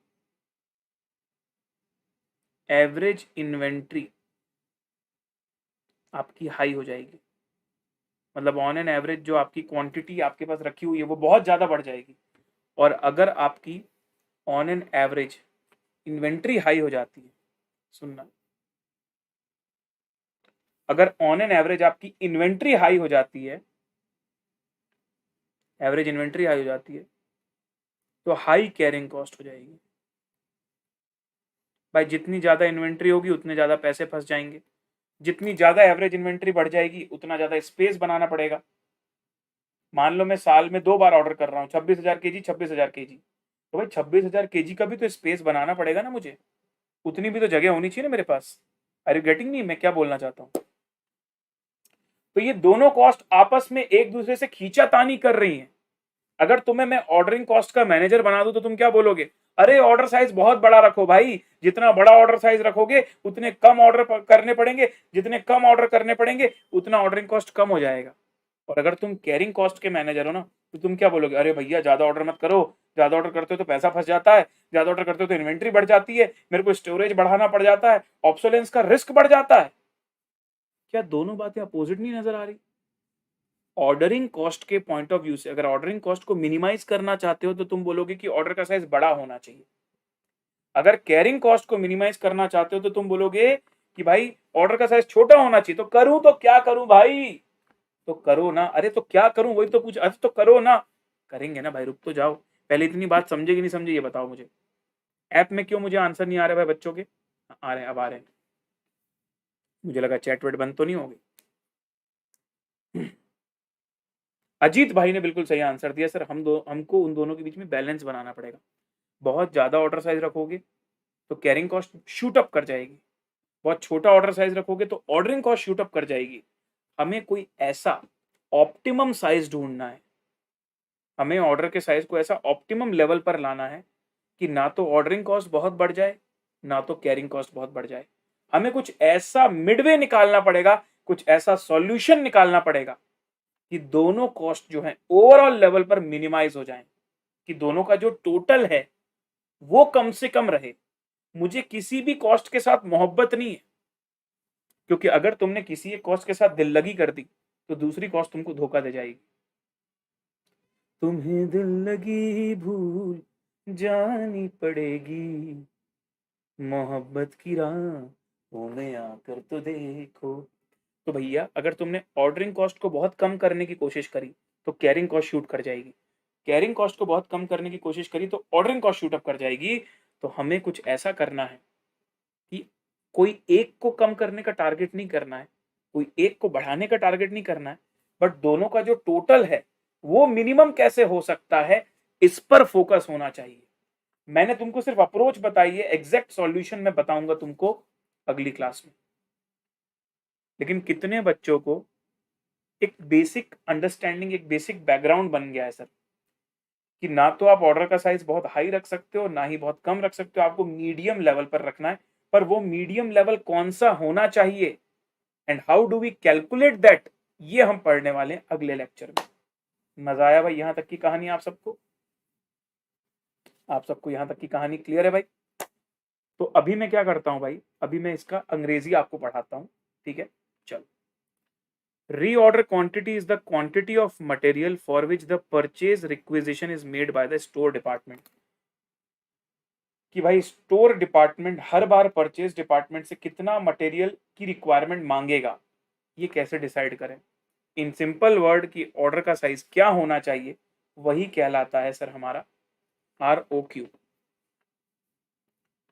what is the approach to decide sir? क्या अप्रोच होनी चाहिए डिसाइड की? while setting the quantity to be reordered, कि कितनी क्वांटिटी रीऑर्डर करनी है, the main consideration is given to the cost, पैसा। Ideal reorder quantity is that which minimise the relevant cost. Ideally reorder quantity वो होती है जो हमारे कैरिंग को और ऑर्डरिंग दोनों को मिनिमाइज कर दे, मतलब टोटल कॉस्ट को मिनिमाइज कर पाए। और वही क्वांटिटी जो हम निकालेंगे उसको हम नाम दे देंगे इकोनॉमिक ऑर्डर क्वांटिटी। ऐसी ऑर्डर क्वांटिटी जो हमको सबसे इकोनॉमिक पड़ रही है, that is economical order quantity या इकोनॉमिक ऑर्डर क्वांटिटी। कितना कॉमन सेंस है, नाम में ही काम छुपा हुआ है। ऑर्डर का वो साइज जो मुझे सबसे सस्ता पड़ेगा, जिससे मेरा ऑर्डरिंग और कैरिंग का टोटल मिनिमम हो जाएगा, वो साइज कहलाता है ईओक्यू। तो आरओक्यू का मतलब होता है कोई भी साइज, लेकिन ईओक्यू का मतलब होता है आइडियल साइज। आरओक्यू का मतलब है ऑर्डर साइज, पर ईओक्यू का मतलब होता है बेस्ट वाली ऑर्डर साइज जो मुझे सबसे सस्ती पड़ रही है। अब समझे सचिन भाई कि दोनों शब्द सेम नहीं है, दोनों शब्द के बीच में अंतर है जो मैंने अभी बताया, पर अभी मैंने समझाया नहीं कि ईओक्यू है क्या, कैसे निकालते हैं, वो अगले लेक्चर का काम है।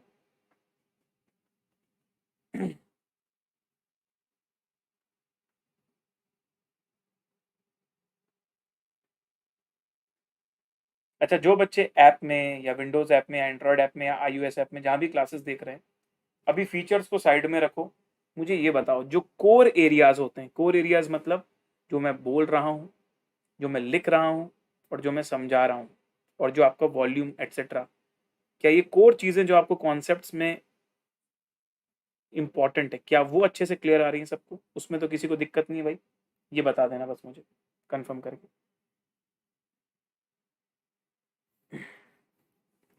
कुछ और भी फैक्टर सर हम लोगों को दिमाग में रखने पड़ते हैं, कुछ और भी फैक्टर्स हमको दिमाग में रखने पड़ते हैं कि भाई मिनिमम इतना स्टॉक तो हमको रखना ही है, reorder level, minimum delivery time, ये सब हम बाद में पढ़ेंगे। ये पूरा टॉपिक में हम यही करने वाले हैं, ठीक है। अच्छा, वीडियो की क्वालिटी थोड़ी हमको सही करनी है ना विंडोज़ के अंदर। ऐप में तो मैं खुद खोल के देखा हूँ आज, मुझे दिक्कत समझ में नहीं आ रही है। अब मुझे ना, अभी कोई जाना मत भाई, अभी हम लोग ना इसके अंदर भी टेस्टिंग करेंगे। आज का जो हमारा 7-8 मिनट का टाइम बचा है ना, उसमें हम विंडोज़ की टेस्टिंग करेंगे। तो 1 मिनट रुको, मैं देख लेता हूँ भाई कि क्या ये ऐप डाउनलोड हो चुका है या नहीं।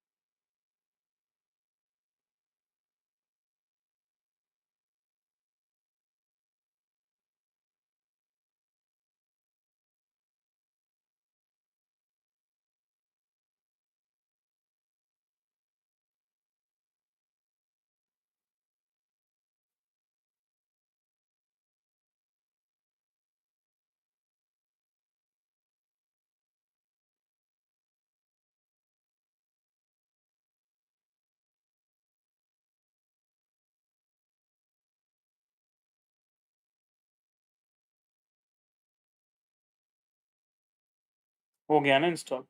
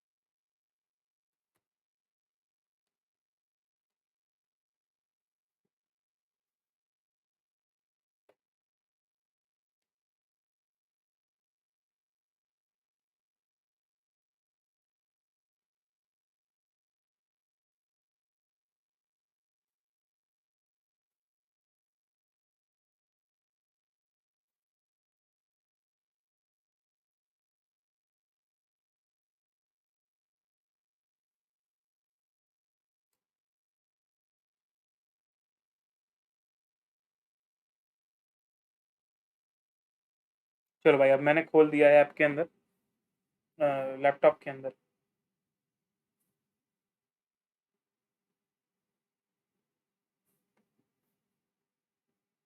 क्वालिटी इसमें स्टार्टिंग में तो थोड़ी वो आई थी, अब थोड़ी थोड़ी इम्प्रूव हो रही है।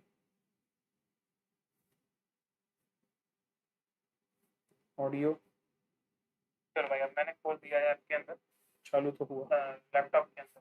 वॉल्यूम भी मुझे कम लग रहा है, यू गाइस आर राइट।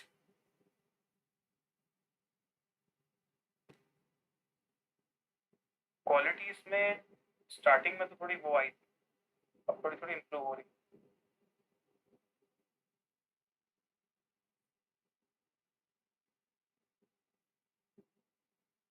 कोई ना,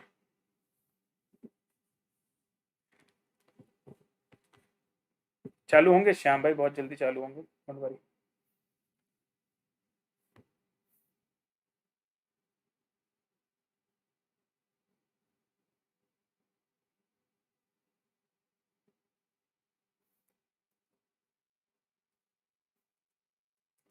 कोई ना, मैंने हेलो डाला है भाई, तो बताओ तुम लोगों को मेरा मैसेज दिख रहा है? चालू होंगे श्याम भाई, विंडोज में से डाला मैंने।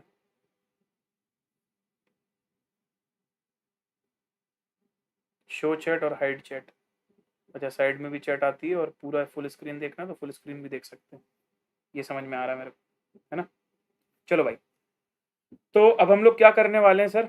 हाँ, रेलेवेंट कॉस्ट का एक बार मीनिंग और पढ़ लेते हैं, उसके बाद सेशन को एंड कर देते हैं, ठीक है? हाँ, सचिन भाई, वैभव, देव कुमार, रिया पांडे, नेहा आ रहा है, ठीक है। तो रेलेवेंट कॉस्ट का मतलब क्या है सर? ऑर्डरिंग और कैरिंग, ये दो कॉस्ट ऐसी हैं जो रेलेवेंट है। रेलेवेंट मतलब जो मैटर करती है मेरे लिए, समझ रहे हो ना? रेलेवेंट कोई भी चीज जीवन में रेलेवेंट मतलब जो तुम्हें मैटर करती है, कि भाई कोई और कॉस्ट जिसका कोई लेना देना ही ना हो ऑर्डर साइज के साथ, तो यहां पर वो मैटर नहीं करती ना। ऑर्डर साइज डिसाइड करते समय ये दो कॉस्ट को का टोटल कैसे मिनिमाइज करूं, ये मेरे लिए मैटर करता है, इसलिए इनको मैं रेलेवेंट कॉस्ट बोलूंगा। तो ऑर्डरिंग कॉस्ट वो होती हैं which are associated with the purchase और the order of the material. जैसे कि आप कोटेशन के लिए ऑफिशियल वर्क करते हो, डॉक्यूमेंटेशन वर्क करते हो, परचेज ऑर्डर बनाते हो। एम्प्लॉय कॉस्ट आपको पे करनी पड़ती है अनलोडिंग करवाने के लिए, ट्रांसपोर्टेशन का खर्चा होता है, इंस्पेक्शन का खर्चा होता है, एटसेट्रा, ठीक है? स्मॉल स्क्रीन नहीं हो रहा है सर, विंडोज में सब लैपटॉप में अलग अलग तरीके से प्रॉब्लम है। अच्छा, समझ गया भाई।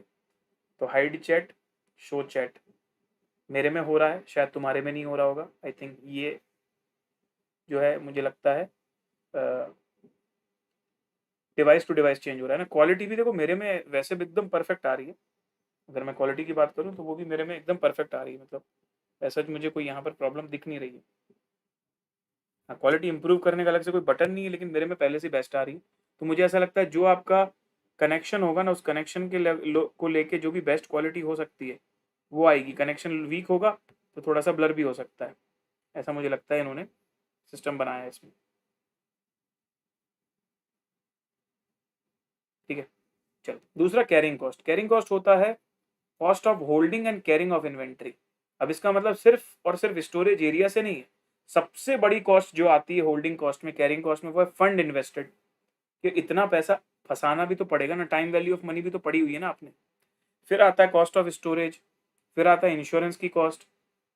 इंश्योरेंस तो अपन भूल ही गए थे भाई, अगर ज्यादा मटेरियल लेकर आएंगे, आग लगने का भी डर रहता है, तो इंश्योरेंस भी ज्यादा करवाना पड़ेगा, और एक बार में ज्यादा इंश्योरेंस करवा के रखोगे तो प्रीमियम भी बढ़ जाएगा। जितना बड़ा स्टॉक, जितनी एवरेज इन्वेंट्री ज्यादा, उतना प्रीमियम का अमाउंट भी ज्यादा, ठीक है? चलेगा ना? स्लीप वाला वैभव भाई, बिल्कुल देखते हैं, वो तो मैंने नोट डाउन कर लिया ना, फोटो खींच ली है, वो मैं अभी तुरंत क्लास के बाद जो है मैं बता देता हूँ, ठीक है?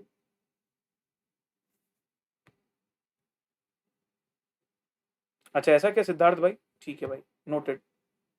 नहीं तो स्टार्टिंग में बस क्वालिटी वो आ रही थी ना। अभी मुझे ये बताइए सारे लोग कि अभी मतलब मेरे पर, मैंने भी जब लैपटॉप में चालू किया ना, तो फॉर फर्स्ट 10 सेकेंड्स क्वालिटी खराब आ रही थी, लेकिन उसके बाद सही आने लगी। तो सबके साथ ऐसा हुआ कि अभी सबका सॉर्टेड चल रहा है क्या?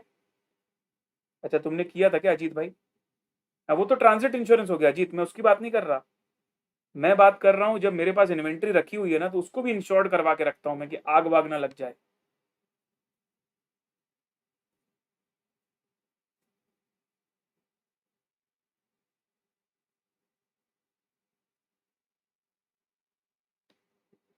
ठीक है, चलो भाई सुपर। अब लो हो गई, बताओ यार, ऐसा थोड़ी होता है।